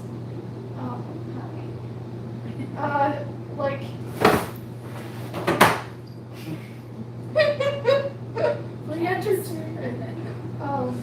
and I look it up and I look up the answers and I can't find the answer and I just learned by myself. And I tried it and it works. So it's like, oh cool, it'd be awesome if I could put that in a place where people could access it all in one area. For people who want to rescue, for people who have a rescue that got dumped on them and they don't know what to do with the first steps. Or for people who want to do this like a business. Set it up, you know. I don't pretend to be the expert on this, but like whatever information I can freely give would be cool. And also just for me, reference, put it all down, get all the craziness out of my head. But so far, there's been at least 20 successful adoptions, and it doesn't sound like a lot, but keep in mind these animals are with me for like at least 6 months. I take it in, and it's like 6 months at least, and sometimes it's over a year. So it's like I'll have Moose for like over a year with me, and then he finds a perfect home, or he gets even put up for adoption after a year. And some animals some animals bounce back. Queenie is my new one. I was super pessimistic about her. I was like, oh man, she's super dehydrated. Like, she was so dehydrated, you could hear her scales. Like it was just like, she wasn't even in shed, but like, she just couldn't. She almost had, I thought she had the spider gene in her. I don't know genes, it's just a pinstripe. But she was like, completely disoriented. She was just dehydrated. Like, so she had neurological symptoms from dehydration. And then, boom, I hydrated her and she shed in one piece perfectly. Her eye healed, and I was like, oh, okay, and you're eating too. You're gonna be easy then. So it's like, you're probably not gonna stay with me for. Should I grab her? Oh, Are no, you okay? She's good. She's just waking up a little bit. Getting. Yeah. But yeah, like you never know what animals are gonna be with you and what animals are not. I think bearded dragons are the most common and the most difficult, because you can't, unless you have the space, you just can't set them up 100%. Like, I only have the space for 40 gallons, so like if I get in a bearded dragon, it's gonna have to be in a 40 gallon or in the 4x2x2 I have. So that's something that you also have to keep in mind. And like, temporary situation, fine. Observation situation, fine. Permanent pet housing, not fine. But you gotta do what you gotta do. Also, the animals that come in fine and then end up having a tail infection, like Peach. Like, she came in completely fine, and then like within a week her tail like almost fell off. And so that was when I did like a little live stream. I played a dinosaur game. I'm a big gamer. I played a dinosaur game, and I raised the money to get her tail surgery from the vet. and that was super helpful. That was a lot of fun. I should do that more often because I like streaming games, but yeah, that was really really cool. That was at the beginning of quarantine. So people here have been awesome. Like the community, I would not be doing this without everybody's help for sure. And I try to make the shout outs and everything like that, and name people and show off all the donations and stuff. Sometimes I forget or I'm cleaning it, and then for whatever reason I don't do that. But I do appreciate it, and I do use everything, every little scrap. So I appreciate it. Yeah, I want to get your name out there. Honestly, most of my followers aren't really like local people. They're all over the place. But, these people still like stickers. They still buy stickers and stuff. I appreciate it. Anyway. I appreciate it. So, and I want to get your stickers all over America or wherever. Yeah.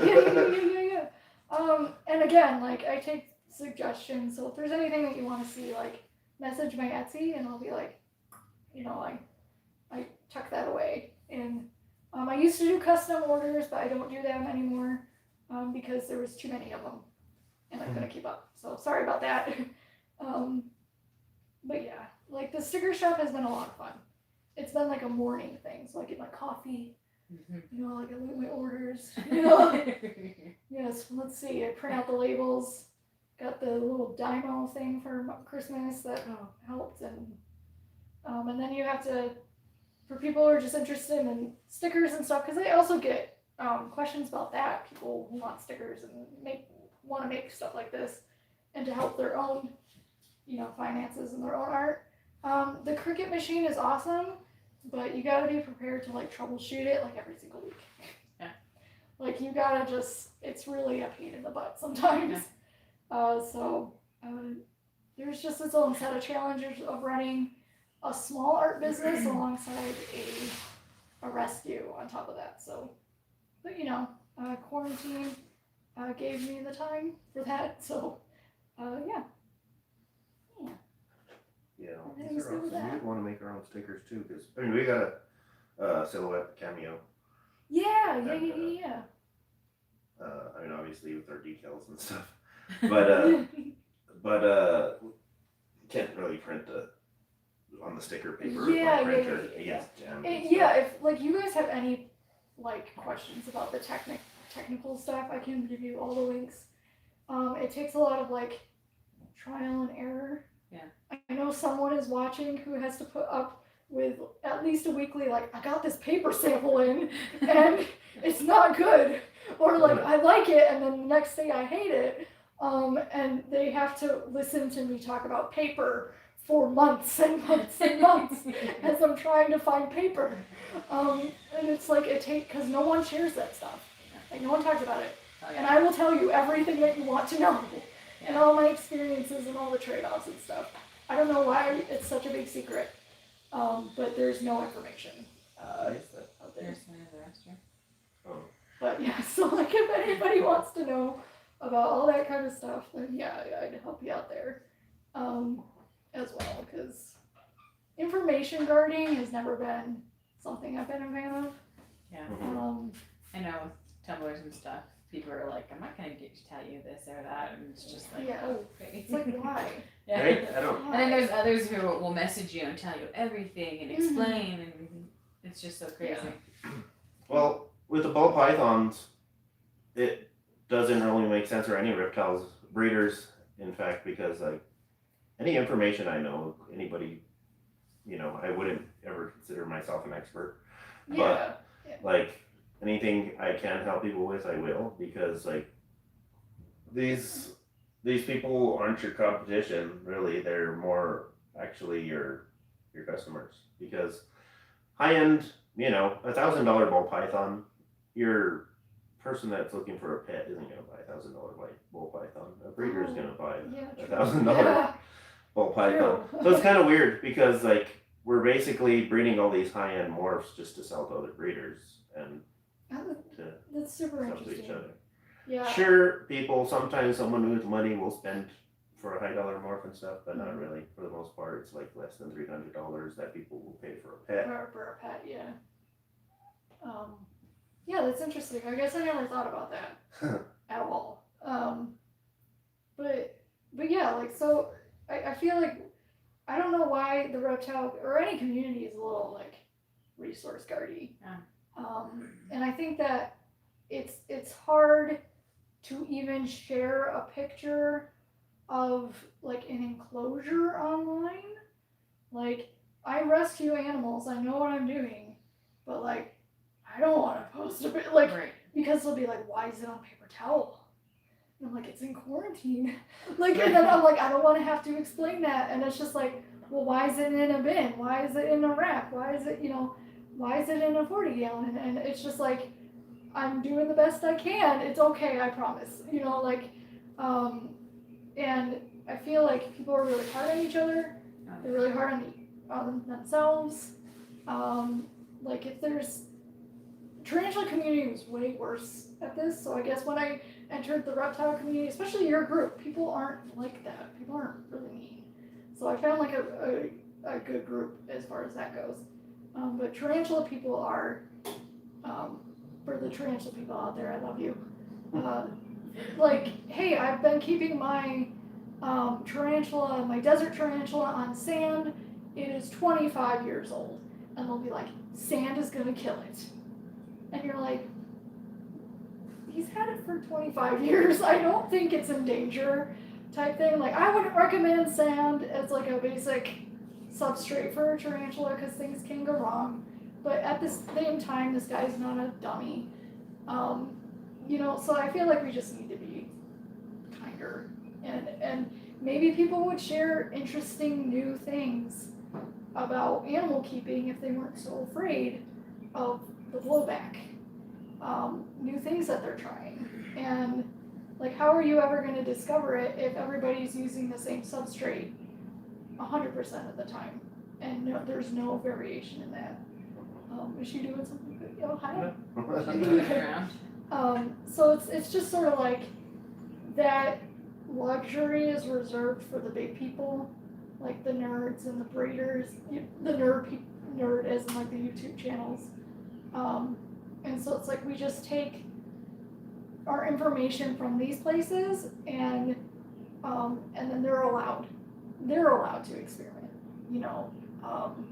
but people who are just pet owners aren't.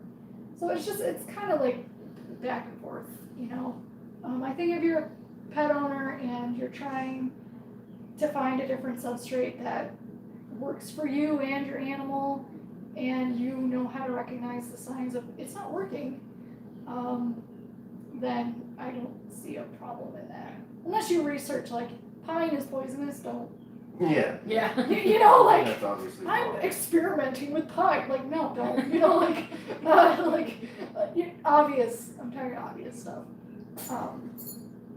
But I just think that, like, it could be a lot better, but I also think we are getting over that to a large extent. Like, the New Mexico group is obviously super awesome about that. I really appreciate that. Some groups not so much. And I think that it helps when people know each other. Like, you know me, I know you. You're not gonna hurt your animals. You know I'm not gonna hurt my animals. You make friends. You talk to them in person. Yeah. You realize that they're not bad guys, or something like that. Yeah, social media is really bad. I mean, it's really good, but it's really bad as well. Yeah. Good stuff. I like Facebook. I like everything. I try not to even comment on much people's stuff because I don't want to get in arguments and stuff anymore. Yeah. 'Cause there was at one point where I was long arguments. It's I never hard. get anywhere. Yeah.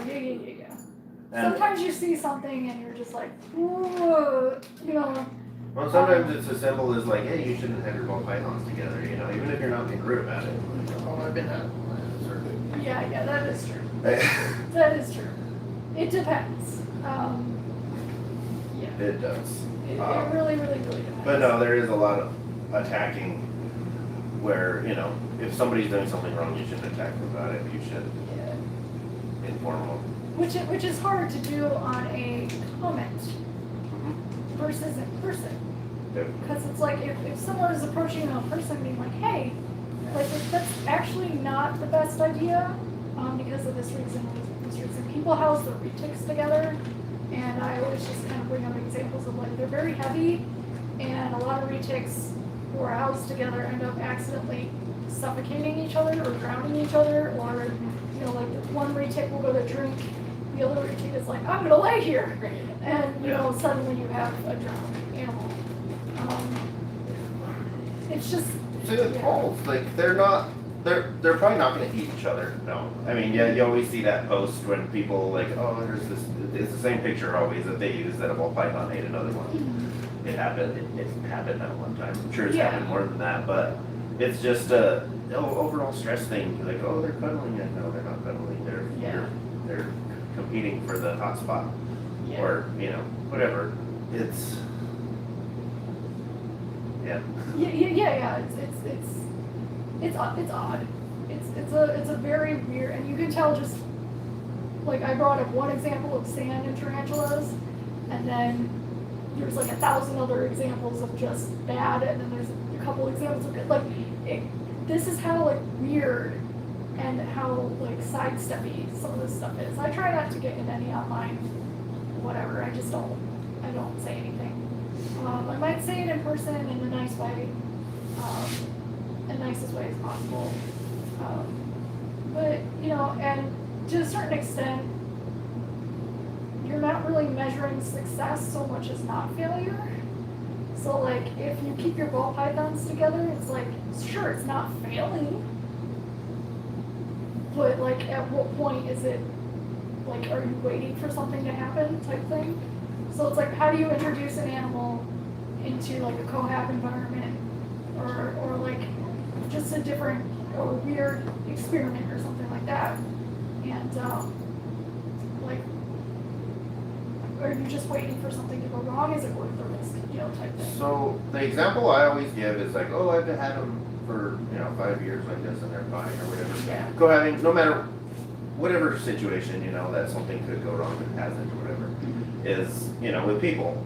Somebody that's in prison, right? Mm-hmm. They get all their needs. They're surviving, right? They're not gonna just drop dead one day. But are they thriving? Yeah. No, they're not. They're just, surviving. They're not given enrichment, stuff like that. Yeah. So that's the example I always give, a person in prison, yes, they're surviving. Yes, Some they're can. tolerating the other animal. Yeah, like, are they comfy, and that's just really hard to measure. As far as the rescue goes, I try to remove at least risks as possible in environment, in complications of decor, and that's just like, so I can make the best decisions and the best observations that I can possibly make. When it comes to my pets, I'm a little bit more brave. Like I'm a little bit more willing to try something new. With Cece, I rehoused her in a 40-gallon because there's yellow rat snakes are semi-arboreal, and it just turned out that she got, I don't know if it wasn't quite mouth rot, but she had something going on, and I just didn't think she was getting enough heat in there or enough whatever she needed. So I was like, oops, and so I put her in a bin, and it cleared up almost within a week. I cleaned her mouth out really well. And it's just like, I tried a new substrate with her, she didn't do very well with it. And she's a pain in the butt. But it's just like, when you're rescuing, you want to kind of like not take the risk. Yeah. You kind of want to do the basic. But with pets, like, you can experiment to a certain extent and maybe share. There's a really cool group on Facebook, and it's like Reptile Enrichment and Training, I think it's called. And that's pretty much what the group is. It's just all about like these really cool things, people with really cool setups or really creative ideas, how they're training their animals and providing enrichment. which I think is awesome. And there's some new stuff that people talk about all the time. And I've gotten a lot of awesome information, awesome discourse from that group alone. So I definitely recommend that, joining that group for people who love reptiles. It's RET, I guess. It's a big group. Hi, sweetie. I know. Snake hook turned cat hook. She's just gonna play with it. She doesn't care to leave. Oh, she's so cute. Can't get her down. Yeah, I definitely want to like see like my corn snake right now. It's like his enclosure's really bare, and like I said, I want to do like a higher height and stuff because most people like don't realize corn snakes are really arboreal. Yeah. They're not fully arboreal. The like rat snakes are. Yeah, they go crazy. And so I don't know. You never know until you put it in that situation. But I believe it's going to use that high hide. I'm going to put a hide like halfway through. It's an 18 by 24 tank for whoever's watching over there. And I want to put a hide like midway through that thing. That way it could actually go up and hide higher if it would want Yeah. to, and it could climb around. I think that's a really cool idea. I think that's a different take, and I'm sure, like, for an example, I'm sure if you posted that on a reptile group, people would be like, why isn't it in, a 40 gallon? Like, why'd you put it in a, like, for some reason, just because it's not the norm, right? But you know your animal, and you know that if it's not doing its natural behaviors or something's wrong, you're gonna change it. Like, that's the thing. And especially with animals that are very hardy, like a corn snake, and there's not a lot of ways that you can severely mess them up. That's really cool. And rat snakes are climbers, they eat birds. Yellow rat snakes are practically, I tried giving her climbing space and she wasn't crazy about it. Like, I tried giving her vertical space and she never climbed. And that might be because she had all sorts of issues when I first got her. She had mites. She has like a really blunt nose. Something's going on with her face. Like, her face is just kind of smoosh. So she's not like 100% the perfect yellow rat snake out there. But you try different things. It works or it doesn't work. Or that's kind of the cool thing though. Like, that's what kind of makes it fun. Definitely. And this enclosure that I got from Vehicle Life is awesome. Obviously, it's not practical to do for all of my animals, like a bioactive setup, especially for the ball pythons. But it's definitely something cool for that situation. I never have to clean that thing.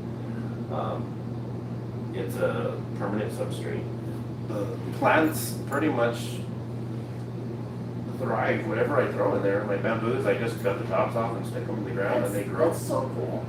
And it's just because that soil is so nutrient rich, and that's kind of like brought me into a like different part of the hobby.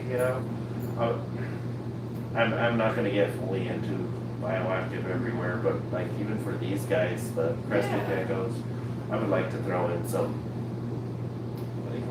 isopods and stuff like that, because they're good. Even if you don't have a full bioactive setup, just like a simple bioactive setup. I do have to thank Live Life. I haven't personally talked to you, Tom. Sorry, for whatever reason. I hear about you all the time. I see you all the time. But you set up a bioactive for one of my rescues that had already been adopted out. It was the Emerald Swift. So I don't know if they're watching, but if you watch it later, I saw it and it was awesome. So like that little Emerald Swift that came in, a little bit of a tail issue, just like a little bit of a dead tail that I had to remove. Otherwise, pretty gorgeous animal. This person went all on you and you got spoiled. So like they went to Viv Life and that enclosure was gorgeous. And I haven't posted pictures on it, but I have the pictures to post. I've just been lazy. I'm busy, I guess. But they're there, so maybe I'll post them tomorrow or something.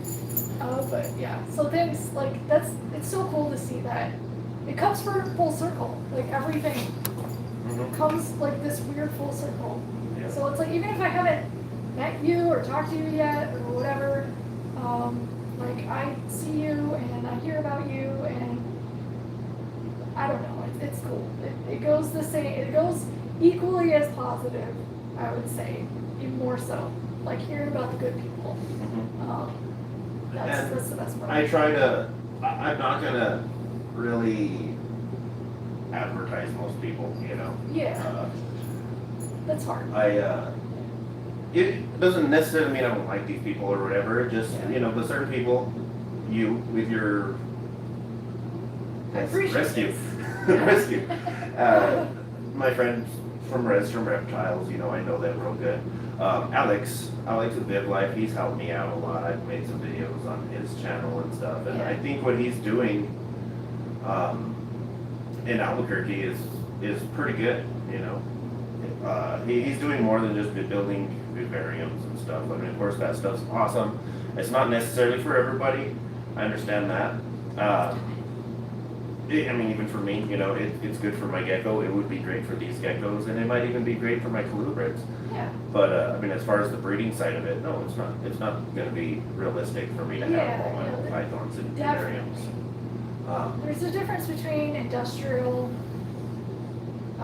informed husbandry and pet informed husbandry, which sometimes they can kind of overlap, and I'm guilty of that.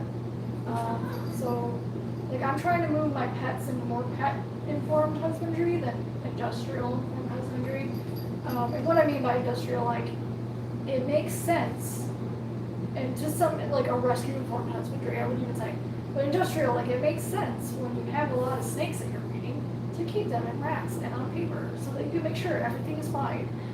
It doesn't make sense to put, like, a pet necessarily. Like, if you just have that one ball python that you're keeping in a bin with on paper, you could probably do a little bit more. Like, because you're not working with 40, 50 snakes. You're not working with the risks of infection. And that's, I mean, the animal is okay, but like you said, there's a difference between living and thriving. So, it's just that kind of thing. There's a difference between a business and breeding and pets. Even besides that, though, say like a heavy-bodied snake, a retic, you know what I mean? You want to put a retic in there with some bamboos and stuff. If I put this berm in that tokay enclosure, it would be destroyed. Mm-hmm. Yeah, that's true. Yeah, that's true. It would be destroyed.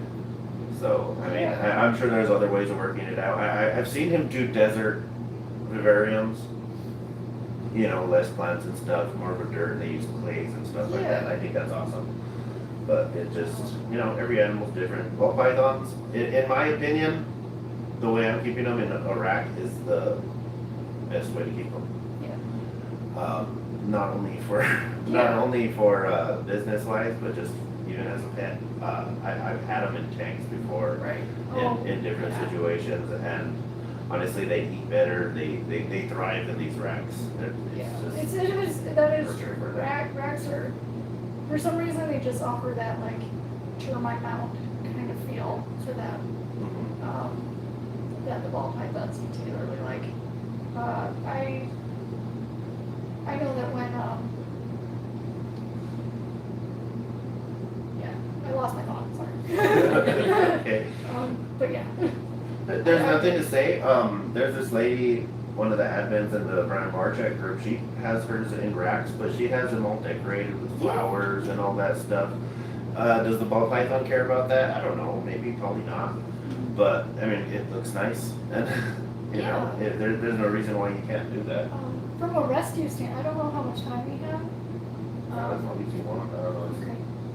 What time is it? It's 8:18. Oh, okay. Probably soon, and it's soon. Yeah. But I got like one more story. And it's about Moose, and I mentioned him before. But when I got Moose, because he was blind in one eye, the other eye didn't constrict, so he had a hard time with light. And I kept him in an appropriate sized bin and everything like that, but it just seemed like no one was home.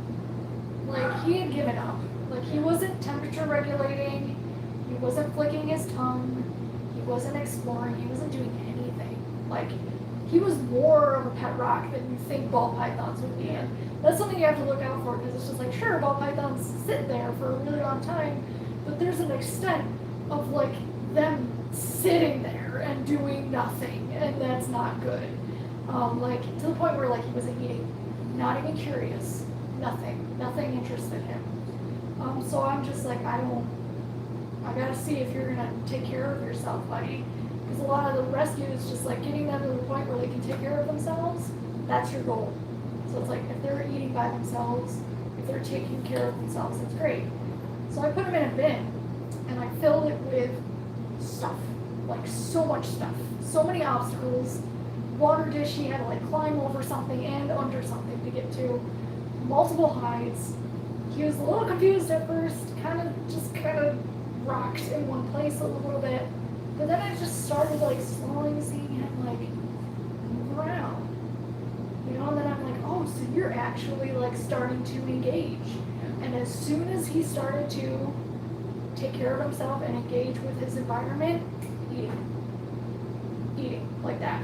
So it's just like there's enrichment solutions to rescues, and that's just like, that was a big like moment for me to realize that, of just like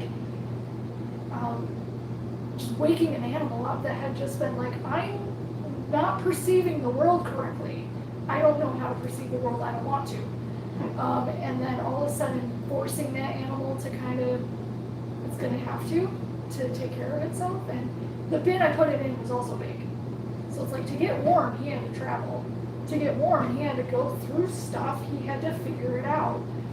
To get to water, he had to go to the other side of the bin, he had to go through stuff and figure it out.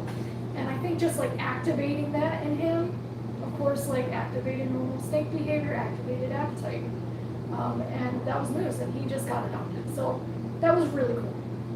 That was really, really, really cool to figure out. But I had him for a month before I figured that out. And I wish I had known that sooner. Because in my mind, I was like, ball pythons, they just sit there. Oh, he's not eating. Maybe I'll just have to assist feed him.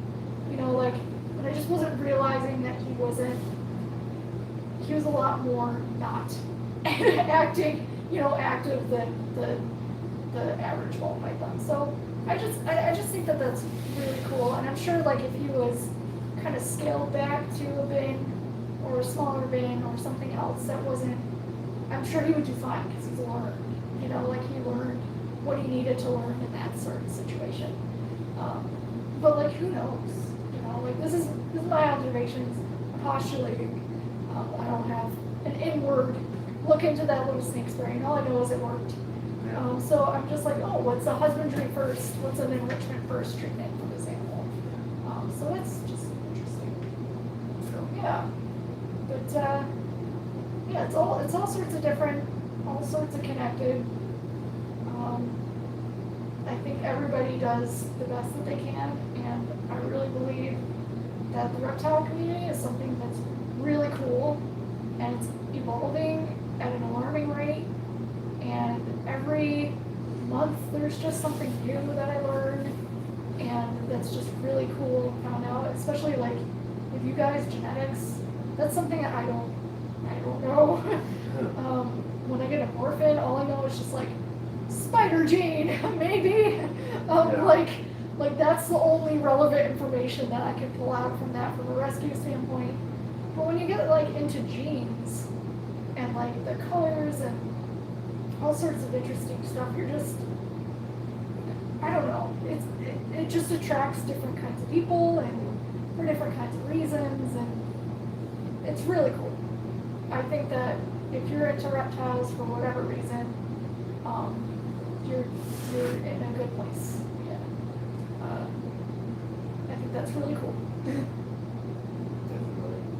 And she has been with me this whole time, and I appreciate it. It's so cool. She took a nap. Right? She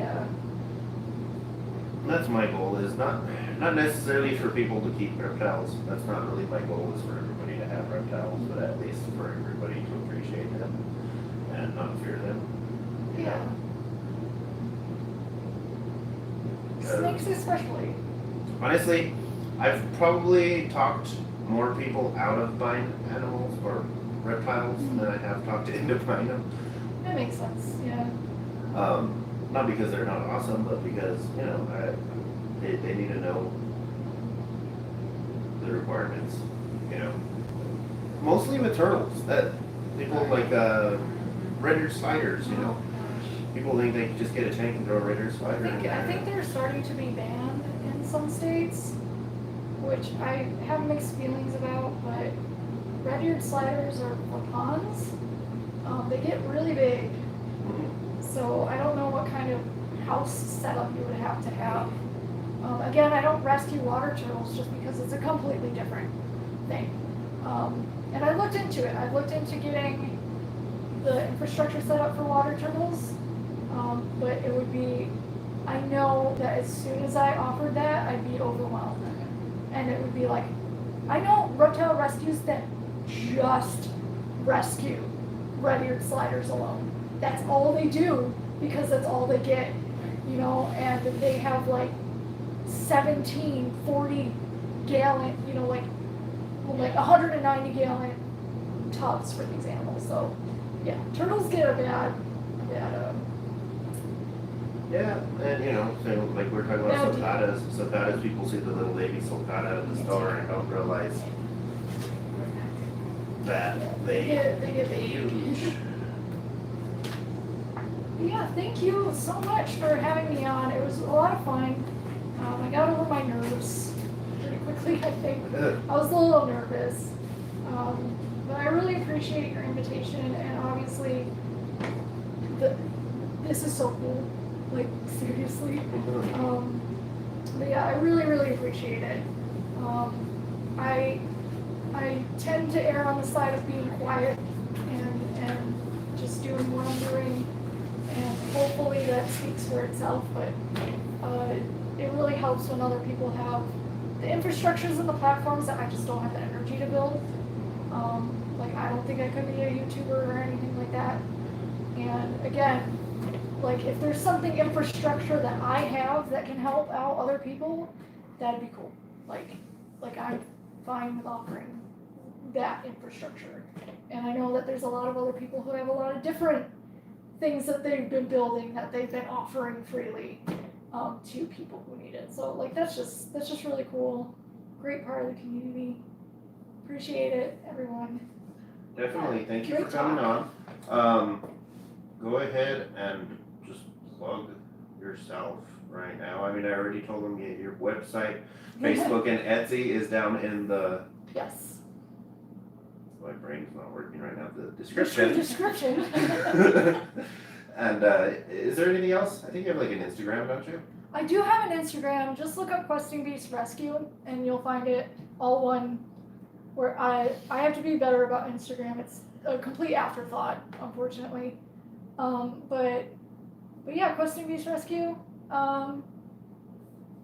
Yeah, find me on Facebook. I'm mostly active on there. So if you want to message me, that's the fastest way you're going to be able to message me. Yeah. There we go. Thank you so much. Thank you guys for watching.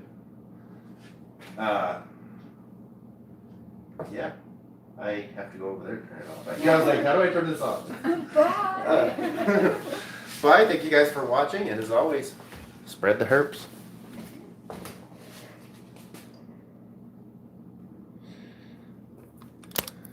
Okay.